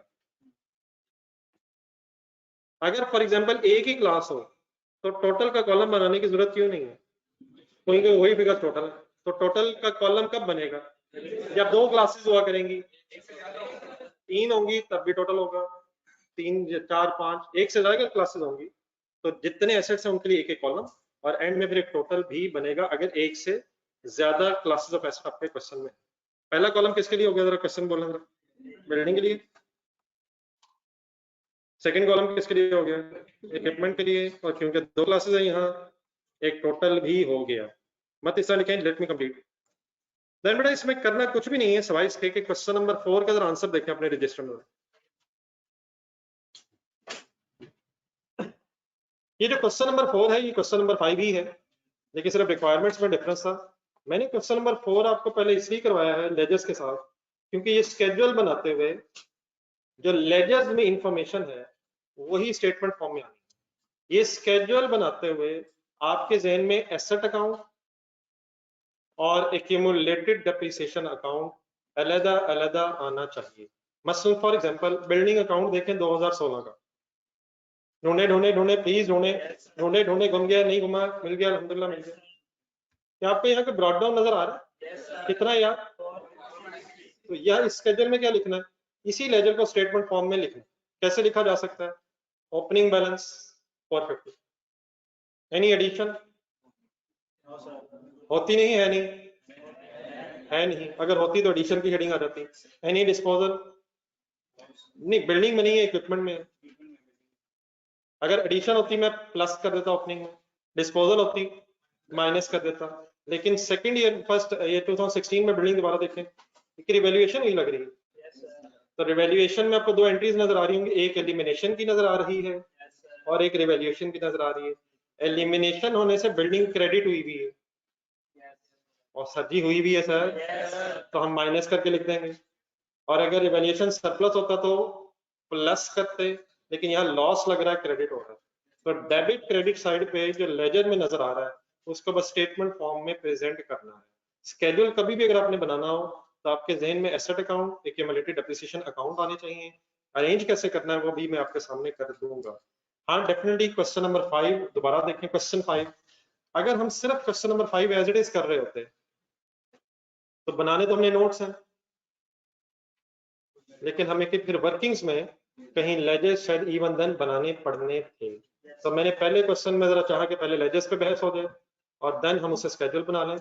लेकिन यहाँ से ऑनवर्ड्स अगर कभी हम नोट्स वाला क्वेश्चन करेंगे तो लेजेस की जरूरत पड़ेगी, लेकिन वो लेजेस फिर वर्किंग का पार्ट बन जाए। अब जहां तक मैंने जितनी बातें की मैं अभी एक्सप्लेन करता हूँ लिख के। आप लोगों ने जरा लेफ्ट साइड पे कुछ जगह रखनी है, ये ओपनिंग बैलेंस, एडिशन वगैरह लिखने के लिए, तो कुछ जगह रख के आगे 3 कॉलम्स बना। ये ऑनलाइन स्टूडेंट्स आप लोग प्लीज समझते हैं बात। देखिए ये तो डेबिट क्रेडिट है ना, ये तो कोई बी कॉम वाला भी कर देता है, बी कॉम, आई कॉम। आप लोग जो चार्टर्ड अकाउंटेंट कहलाते हैं ना, चार्टर्ड लग जाता है आप अकाउंटेंट्स के साथ, उसका उसकी वजह ये है कि आप लोग डिस्क्लोजर्स भी बना लेते हैं।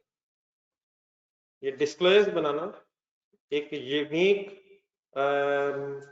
एक ट्रेड है किसका, चार्टर्ड अकाउंटेंट्स। तो आप सिर्फ अकाउंटेंट्स नहीं, आपके साथ एक चार्टर्ड वर्ड भी इसलिए लगता है क्योंकि आप सिंपल डबल एंट्री से गेम आगे बढ़ा लेते हैं, फाइनेंशियल स्टेटमेंट्स अल्हम्दुलिल्लाह बनाने की पोजीशन में आ जाते हैं। ठीक है सर, अब तो बना लो यार, मैंने पता नहीं क्या बोला, इसी तरह तो मोटिवेट हो गई है। ऐसे चार्टर्ड वर्ड एक और के साथ भी लगता है चीज से, अकाउंटेंट्स के साथ ही लगता है, आपको नहीं लगता? और डिग्रीज के साथ भी लगता है। खुद ही लगा लेते हैं चार्टर्ड बी कॉम। अगर ऐसे लगा स्टैंडर्ड चार्ट कॉलम बना लिए सर। देन सर इसके बाद क्या करना है, अब आपके पास क्वेश्चन नंबर 4 का आंसर है, उसका साथ आते जाते रहना है। अगर मुझे थोड़ा सा एक हिस्सा कंप्लीट कर लेने दें तो शायद कोई साइंस नहीं प्लीज। बिल्डिंग पे पहले फोकस कर लें, बिल्डिंग का लेजर दोबारा सामने रख लें, और एक सब हेडिंग होती है, रेडी? सबसे पहले आपके वर्ड जहन में आने चाहिए, नहीं बेटा सब एक मिनट हौसला। सबसे पहले एक हेडिंग बनेगी, बगैर डरे सुनिएगा वर्ड, ग्रॉस कैरिंग अमाउंट। कभी आपने वर्ड सुना है कैरिंग अमाउंट? उसका क्या मतलब होता है? WDV कैसे आती है? अगर कॉस्ट मॉडल है तो कॉस्ट माइनस एक्यूमुलेटेड डेप्रिसिएशन, और अगर इवैल्यूएशन मॉडल है तो fair value minus accumulated depreciation. अब मैं अगर ग्रॉस कह रहा हूं तो मतलब एक्यूमुलेटेड डेप्रिसिएशन लेस किए बगैर। इन अदर वर्ड्स, मैं अगर एसेट कॉस्ट मॉडल पे है तो कॉस्ट की बात कर रहा हूं, और एसेट अगर इवैल्यूएशन मॉडल पे है तो मैं फेयर वैल्यू की बात कर रहा हूं, विदाउट डिडक्टिंग एक्यूमुलेटेड डेप्रिसिएशन। मैं सिर्फ अगर कैरिंग अमाउंट बोलूं तो उसका मीनिंग क्या होगा कि एक्यूमुलेटेड डेप्रिसिएशन माइनस कर चुका हूं, चाहे कॉस्ट मॉडल है या रिवैल्यूएशन मॉडल है। तो ग्रॉस का मतलब विदाउट डिडक्टिंग एक्यूमुलेटेड डेप्रिसिएशन। तो ये ग्रॉस कैरिंग अमाउंट का वर्ड किस किस को कवर कर जाएगा? कॉस्ट मॉडल वाले एसेट्स में कॉस्ट को कवर कर जाएगा, और इवैल्यूएशन मॉडल वाले एसेट्स में फेयर वैल्यू को कवर कर देगा। मतलब मेरा इस बात का ये हुआ कि सबसे पहले आपने एसेट अकाउंट्स देखने हैं without looking at the accumulated depreciation account. मसलन बिल्डिंग अकाउंट देखा, क्या बिल्डिंग अकाउंट के अंदर डेप्रिसिएशन आ रही है? नहीं, वो डेप्रिसिएशन नहीं है, वो रिवैल्यूएशन की वजह से एलिमिनेशन हुई है, डेप्रिसिएशन के लिए अलग लेजर बना है। तब बिल्डिंग अकाउंट देखे अगर हम तो ओपनिंग बैलेंस है इसमें, ओपनिंग बैलेंस है, एडिशन है, डिस्पोजल है, एलिमिनेशन है, रिवैल्यूएशन है, सरप्लस भी हो सकता है, लॉस भी हो सकता है, और फिर क्लोजिंग बैलेंस भी अल्टीमेटली बन जाए। अब बेटा अपने सिर्फ बिल्डिंग का नहीं बनाना, इक्विपमेंट का लेजर भी देखें आगे। 2016 में इक्विपमेंट का ओपनिंग है, एडिशन है नहीं लेकिन हो तो सकती है, डिस्पोजल लेकिन इसमें इसका तरीका फिर ये होता है कि हम एक हेडिंग लिखेंगे और उससे रिलेटेड अगर कोई फिगर्स है उनको ढूंढते जाएंगे। कैसे? सबसे पहले opening balance, let me start please. Building opening balance होता है 456। कहाँ देख के बता रहे हैं? लेजर्स देख के बता रहे हैं। इक्विपमेंट ओपनिंग 85 और डेफिनेटली टोटल कैलकुलेटर पे हो जाए। यहाँ तक इकट्ठे हो जाए, बाकी फिर मैं साथ साथ चलता हूँ। क्या जहन में रख के ये स्केड्यूल बन जाना है?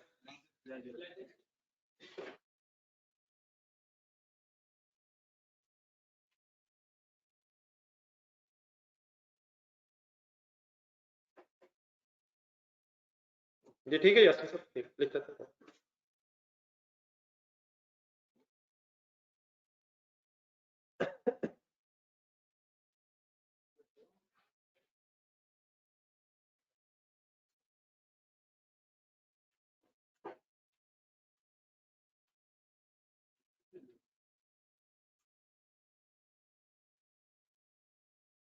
जी आ गए यहाँ तक। देन सर डेफिनेटली इस वक्त हमारे क्वेश्चन में शायद फिगर्स नहीं है, और अगर क्वेश्चन में कोई फिगर ना हो तो शायद उसकी हेडिंग लिखने की भी जरूरत नहीं होती है, लेकिन मैं बात कंप्रीहेंसिव भी करना चाह रहा हूँ, हर एंगल से कवर हो जाए। देन फिर उसके बाद एडिशंस की हेडिंग लिख लिया करेंगे। ढूंढने को एडिशन है, एडिशन है तो सही 15 में, तो जब 15 करेंगे तो देख लेंगे। 16 में कोई एडिशन नहीं है, डैश हो गया। क्या अगर डैश है तो लिखना जरूरी है? जरूरी नहीं है, लेकिन मैंने फिर क्यों लिखा है? आ सकता है। देन उसके बाद डिलीशन भी वर्ड लिखा जा सकता है, डिस्पोजल भी। डिलीशन समझ लेंगे, डिस्पोजल के लिए समटाइम वर्ड होता है। ढूंढने को डिलीशन डिस्पोजल है, किस में है किस में नहीं है। 16 फोकस ऑन 16, लेजर्स देख के तो जुबानी कुछ नहीं हो रहा, कोई फिगर मैंने अज्यूम नहीं करनी है। बिल्डिंग में डैश हो गया, इक्विपमेंट में बोल दें 25 प्लस करो या माइनस? प्लस माइनस हमें कैसे पता चलेगा? Debit credit, debit credit, asset credit हो रहा है, माइनस हो गया, तो कोई साइंस नहीं प्लीज। डन, इकट्ठे होते जाए, साथ साथ में रुक रहा हूँ, साथ साथ लिखते जाए।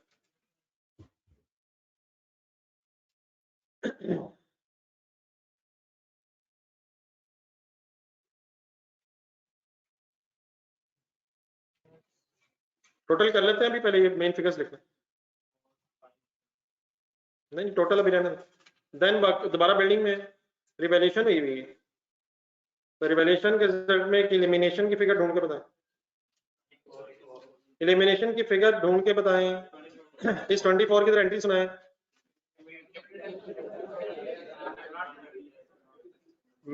बिल्डिंग है, इसलिए बिल्डिंग में क्रेडिट मींस लेस कर रहा हूं, प्लस करो minus? Building credit minus, equipment में रिवैल्यूएशन नहीं है, डैश हो गया। प्लीज माइनस समझ आ रहा है? जब मेरा दिल करेगा माइनस हुआ करेगा, जब मेरा दिल करेगा प्लस हुआ करेगा, हरगिज़ ऐसी बात नहीं है। जब आपका दिल किया करेगा प्लस होगा, जब आपका दिल करेगा माइनस होगा। कब आपका दिल किया करेगा? एसेट के एंगल से, डेबिट क्रेडिट, डेबिट क्रेडिट पे गेम चल रही है। अगले वर्ड सुने गौर से, पहले सुनिए किधर। देन सर जी ढूंढने एक रिवैल्यूएशन हुई हुई है, इसी रिवैल्यूएशन के रिजल्ट में लॉस आया हुआ या सरप्लस आया हुआ? नहीं है ना सर, कोई सरप्लस नहीं है।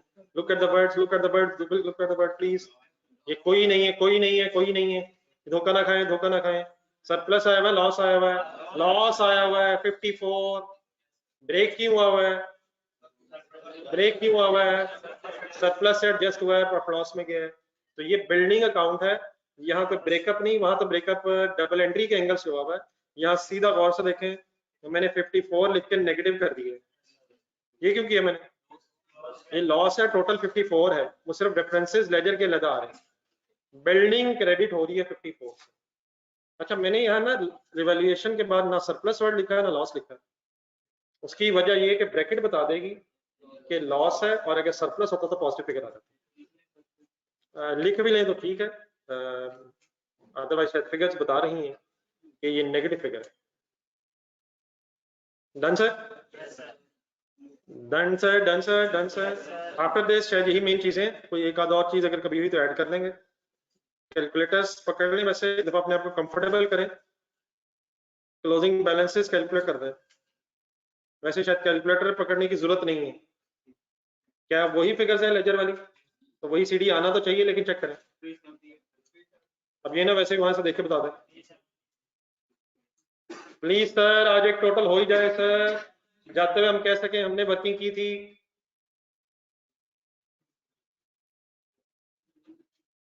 जी सर, क्लोजिंग बैलेंस वही आ रहा है सर, क्या वही आना चाहिए सर? वही स्टेटमेंट बनी है, लेजर को देख के स्टेटमेंट बनाई है। बहरहाल आहिस्ता आहिस्ता शायद बड़े होने की जरूरत होगी, लेजर जहन में भी रखे जा सकते हैं और स्टेटमेंट बनाई जा सकती है। टोटल्स कर लें रोज में, 4 नहीं 541 नहीं, सारे कर लें। 541 एडिशन में डैश लग जाएगा, डिलीशन में 25 नेगेटिव हो जाएगा, एलिमिनेशन में 24 नेगेटिव हो जाएगा। सिंपली इस रो में इधर आ रहा है। फाइनल 430। What is 480? किस चीज का टोटल? सोच के देखे। नहीं मतलब बिल्डिंग और इक्विपमेंट का क्या? Gross carrying amount of building and equipment का total, gross carrying amount property plant equipment. ये मैंने बीच में माइनस साइन क्यों लगाया इतने सारे? नहीं खुदा ना खासा ये सवाल ना आ जाए कि मैंने फिगर नहीं है डैश लगाया, तो बाकी तो ठीक है, माइनस क्यों हो? सर अगर लेजर डब्ल्यूडीवी पे है तो सीधे कर लेंगे, ये डब्ल्यूडीवी पे नहीं बनना सर, सीधे बनना, सीधे कर लेंगे, अलग करने पड़ेंगे। डब्ल्यूडीवी पे कुछ नहीं बनना है सर, बनाएंगे ना फिर यार। अगर डब्ल्यूडीवी बने होंगे तो अलग बनाने पड़ेंगे, ये अलग ही बनना है, ग्रॉस कैरिंग अमाउंट पे ही बनना है। लेकिन नेक्स्ट हेडिंग लिखे सर, एक्यूमुलेटेड एप्रिसिएशन। अब जिस तरह हमने एसेट की फिगर्स को सोचा है लेजर देख के, इसी तरह कौन सा लेजर जहन में लाना है?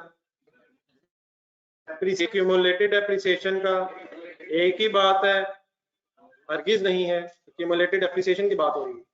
तो दोबारा बिल्डिंग अकाउंट और valuation surplus, sorry equipment account के एक्यूमुलेटेड एप्रिसिएशन के लेजर की बहस होने लगी है। इकट्ठे हो जरा, करवा दें, स्टार्ट करवा दें जरा। नहीं पहले वर्ड्स क्या आने चाहिए आपको? नहीं बेटा, ब्रॉड डाउन की जगह जरा वर्ड्स पूरा कर लें। ओपनिंग बैलेंस लिखवाएं जरा, opening balance please. Opening balance 24 and 10.96।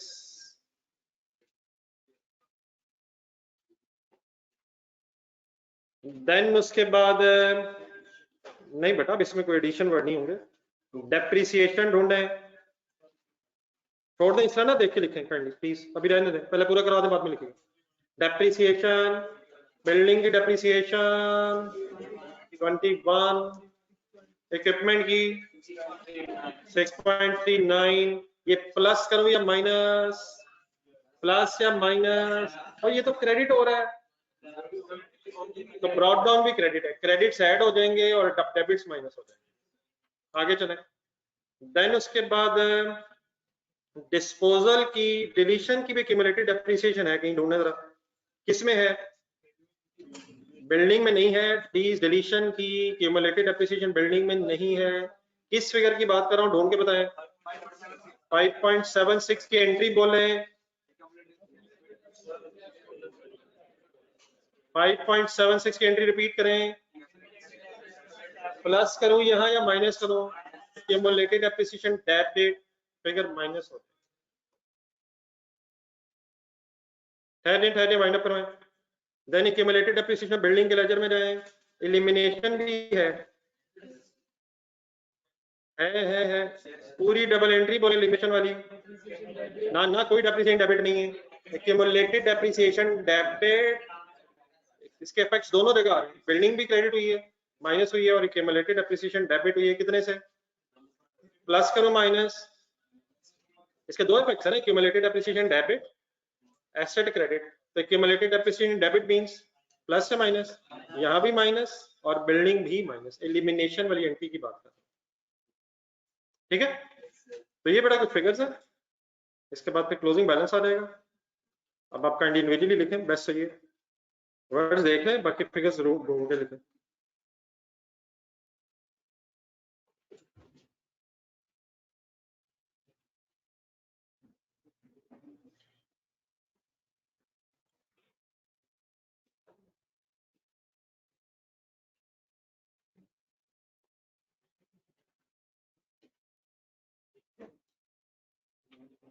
Ji online student साथ हैं प्लीज।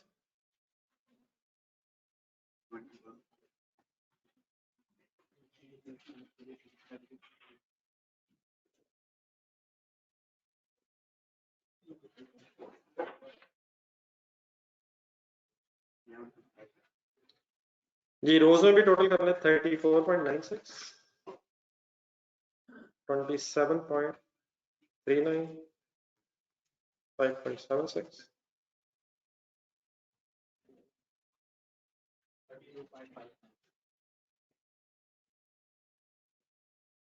32.5।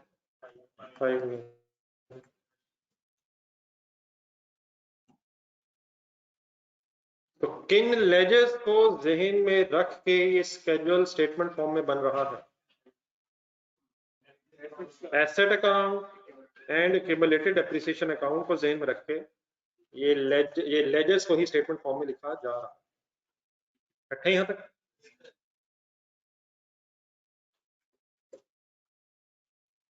देन बेटा इसके बाद जब क्लोजिंग बैलेंस में एक्यूमुलेटेड डेप्रिसिएशन आ जाएगा तो नेक्स्ट वर्ड्स आएंगे कैरिंग अमाउंट। अब बताएं कैरिंग अमाउंट का मतलब। कैरिंग अमाउंट WDV अब कैसे आ सकती है? ग्रॉस कैरिंग अमाउंट का क्लोजिंग बैलेंस ढूंढना। बिल्डिंग 378 क्या है? नहीं अभी लेजर्स में नहीं है, लेजर हमने लेजर बनाया हुआ है, ये फिगर्स आकी हुई है। क्लोजिंग बैलेंस ढूंढे अपने इस वर्किंग में। ग्रॉस कैरिंग अमाउंट का क्लोजिंग कितना? 378। एक्यूमुलेटेड डेप्रिसिएशन का क्लोजिंग कितना है? 21। अगर 378 में से 21 माइनस कर दो तो ये ग्रॉस कैरिंग अमाउंट आएगी या नेट कैरिंग अमाउंट आएगी? तो नेट कैरिंग अमाउंट लिखना जरूरी नहीं है। कैरिंग अमाउंट का मतलब ही क्या होता है कि नेट कर देना किन दो चीजों का आपस में। बोले सही बोले। Gross carrying amount minus accumulated depreciation. तो 357 कैसे बनाया मैंने?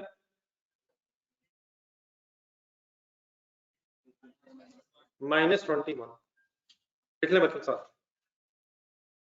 जी दूसरी वर्किंग कैसे करें? वो भी ऐसे ही करनी है, तो बता दें कैसे करें। ऐसे ही कर लो सर, 378 -21 उधर भी लिख लो। अगर वैसे ही करनी है तो फिगर्स बोल देंगे please sir. What is 60? Gross carrying amount minus 11.59 is equal to 22 भाईजान 48.41। दोनों को सम कर दें 405.41। Name this figure 405.41।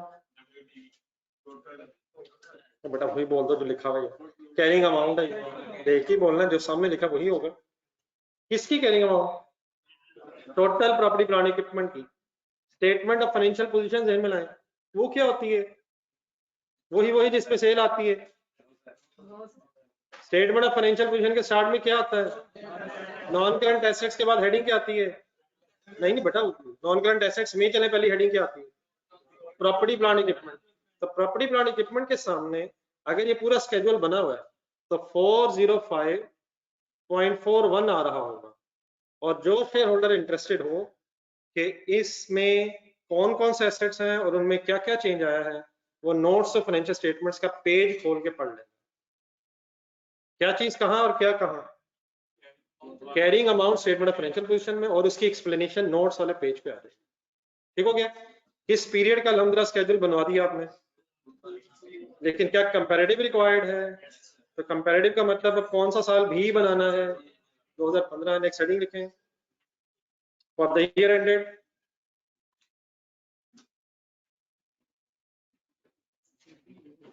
31st December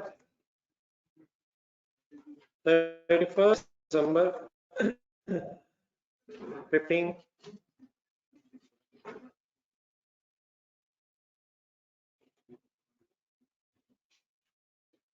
जी वही दोबारा कॉलम्स बनेंगे तो काइंडली कॉलम्स खुद से बना लेंगे।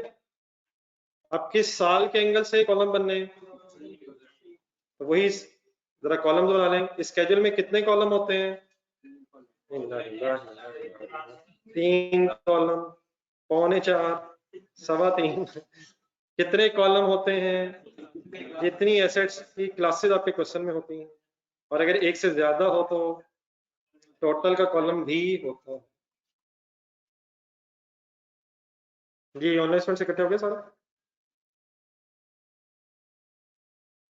यहाँ तक आ गए सारे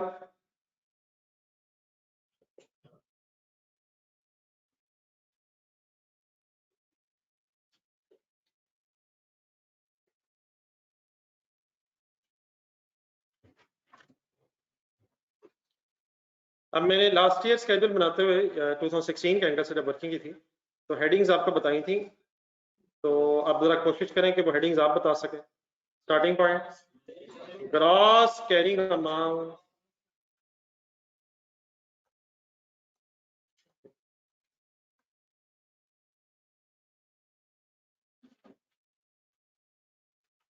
के बाद पहली लाइन ढूंढे शुरू होगी गेम ओपनिंग बैलेंस ढूंढे ढूंढे ढूंढे कौन से लेजर्स अब 15 वाले वही लेजर्स बिल्डिंग का इक्विपमेंट का ब्रॉट डाउन और 50 एंड इक्विपमेंट 50 रिस्पेक्टिवली टोटल अगर कर लें चले साथ ही 500 गेम आगे बढ़ाएं बोलते रहे आप ओपनिंग आ गया बेटा ओपनिंग तो गेम खत्म हो गया एडिशन दोनों में देखें एडिशन को ढूंढे तो बिल्डिंग में एडिशन है बिल्डिंग में है नो इक्विपमेंट में है कितनी 35 टोटल भी 35 हो गया एनी डिलीशन डिलीशन किसे कहते हैं क्या करूं डिलीशन डिलीशन डिलीशन नहीं बेटा कोई बिल्डिंग में डिलीशन नहीं है यार वो तो रिवैल्यूएशन है डिलीशन मीन डिस्पोजल दोनों में डैश आ गया इस साल दोनों में कोई डिस्पोजल नहीं थी कहां से मुझे पता चली जा रहा है लेजर कहाँ है बोर्ड पे आप देख रहे हैं रजिस्टर में देख रहे हैं एलिमिनेशन है बिल्डिंग में फिर एलिमिनेशन कितनी है कितने से हुई है 22.5 की एंट्री जरूर बोले वरना प्लस माइनस में गलती हो जानी है बिल्डिंग क्रेडिट हो रही है इक्विपमेंट में नहीं है डिलीशन 22.5 फिगर आ गई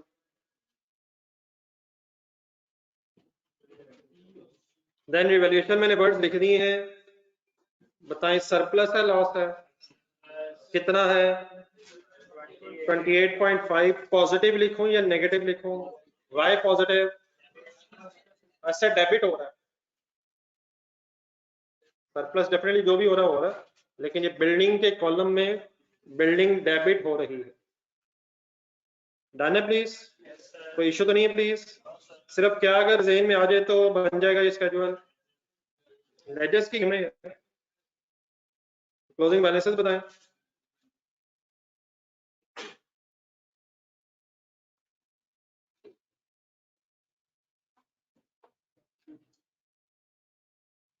स्केल यूज करना अच्छी बात है लेकिन पेपर में बड़ा ये टाइम वेस्टिंग है पेपर में स्केल से लाइनें लगाना टाइम वेस्टिंग होगा बस कोशिश करें तकरीबन सीधी हो जाए बोर्ड पे देखें तकरीबन सीधी है गुजारा है नहीं ये ना लाइनें लग जाए तो सवाल रह जाए लाइनें तो पूरी सही लग गई लेकिन सवाल रह जाए अच्छी बात है लेकिन बिल्कुल जरूरत नहीं पेपर में और शायद उस दिन भी बात हुई थी समटाइम्स आप कई कई पेन इस्तेमाल कर रहे होते हैं पेपर में सिर्फ ब्लैक पेन अलाउड है पता है एग्जाम में सिर्फ ब्लैक पेन एक अलाउड है ब्लैक बॉल पॉइंट अगर 2 ब्लैक पेन हो तो अगर 5 हो रहे। नेक्स्ट वर्ड बोले जी, टोटल इसके कितने? 541 ठीक हो गया। एक्यूमुलेटेड एप्रिसिएशन एक करें तो इंडिविजुअली कंप्लीट करें एक्यूमुलेटेड एप्रिसिएशन।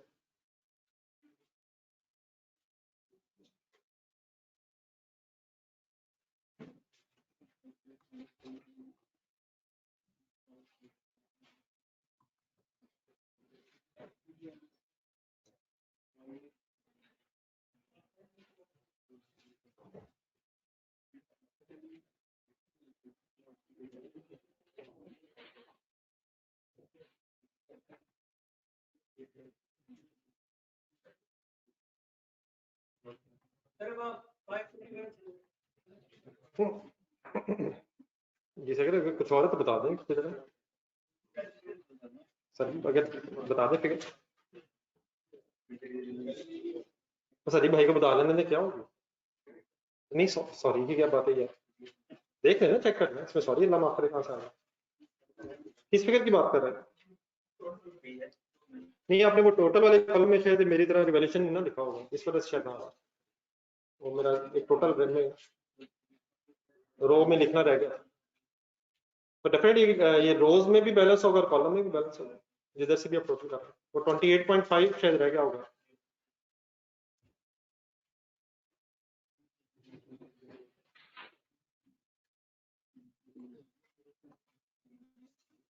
ये ऑनलाइन स्टूडेंट्स आप लोगों को स्केड्यूल बनाना आ गया?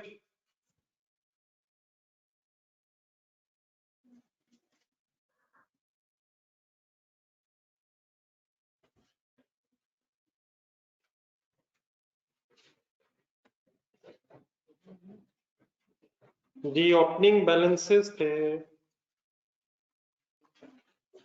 नहीं करें आप लोग करें, मैं लिख लेता हूँ, वैसा मैच कर लीजिएगा। डेप्रिसिएशन है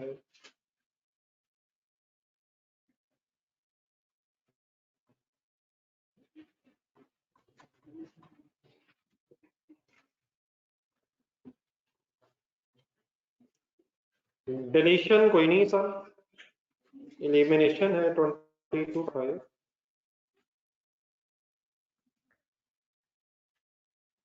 एंड देयरफॉर क्लोजिंग बैलेंस है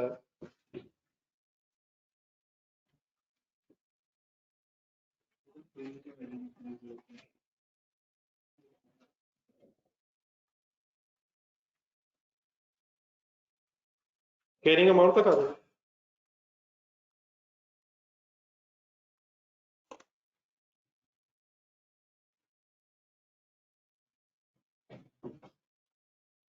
नौजवान जज्बाती हो चुके हैं, अल्हम्दुलिल्लाह फिगर सामने आ गई हुई है। कैरिंग अमाउंट कैसे लिखे नजर ही नहीं फिगर आ रही।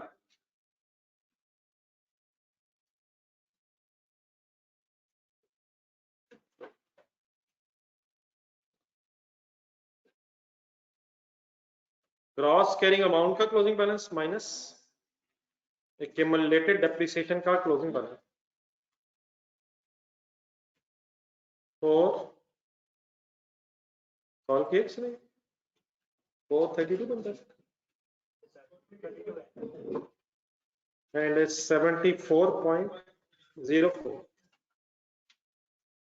506.04। ये सबको पता प्लीज फिगर फाइनल कैसे आएंगे, कैसे आएंगे बोले? Closing balance of gross carrying amount minus closing balance of accumulated appreciation, तो वर्किंग लिखना है जरा एक आध और।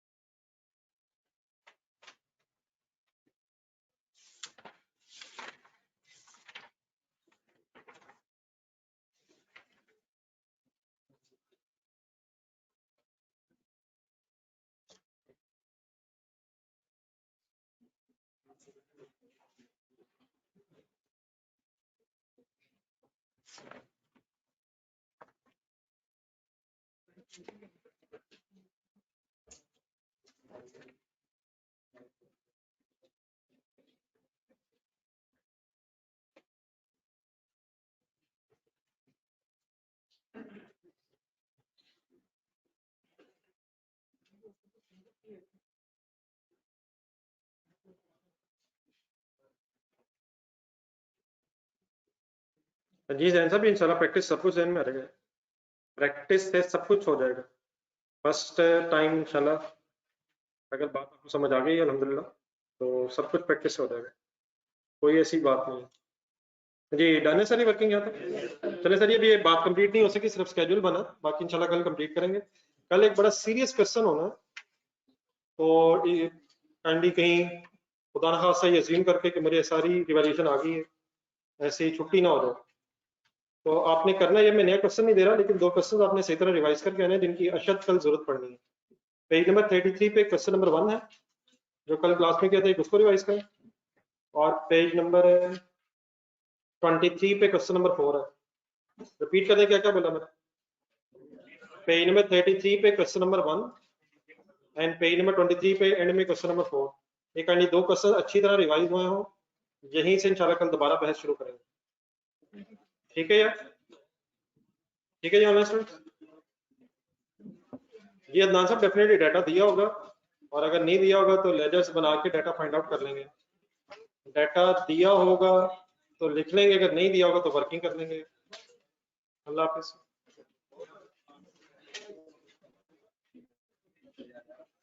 जी ऑनलाइन स्टूडेंट्स आपको तो नहीं कोई क्वेश्चन रहेगा?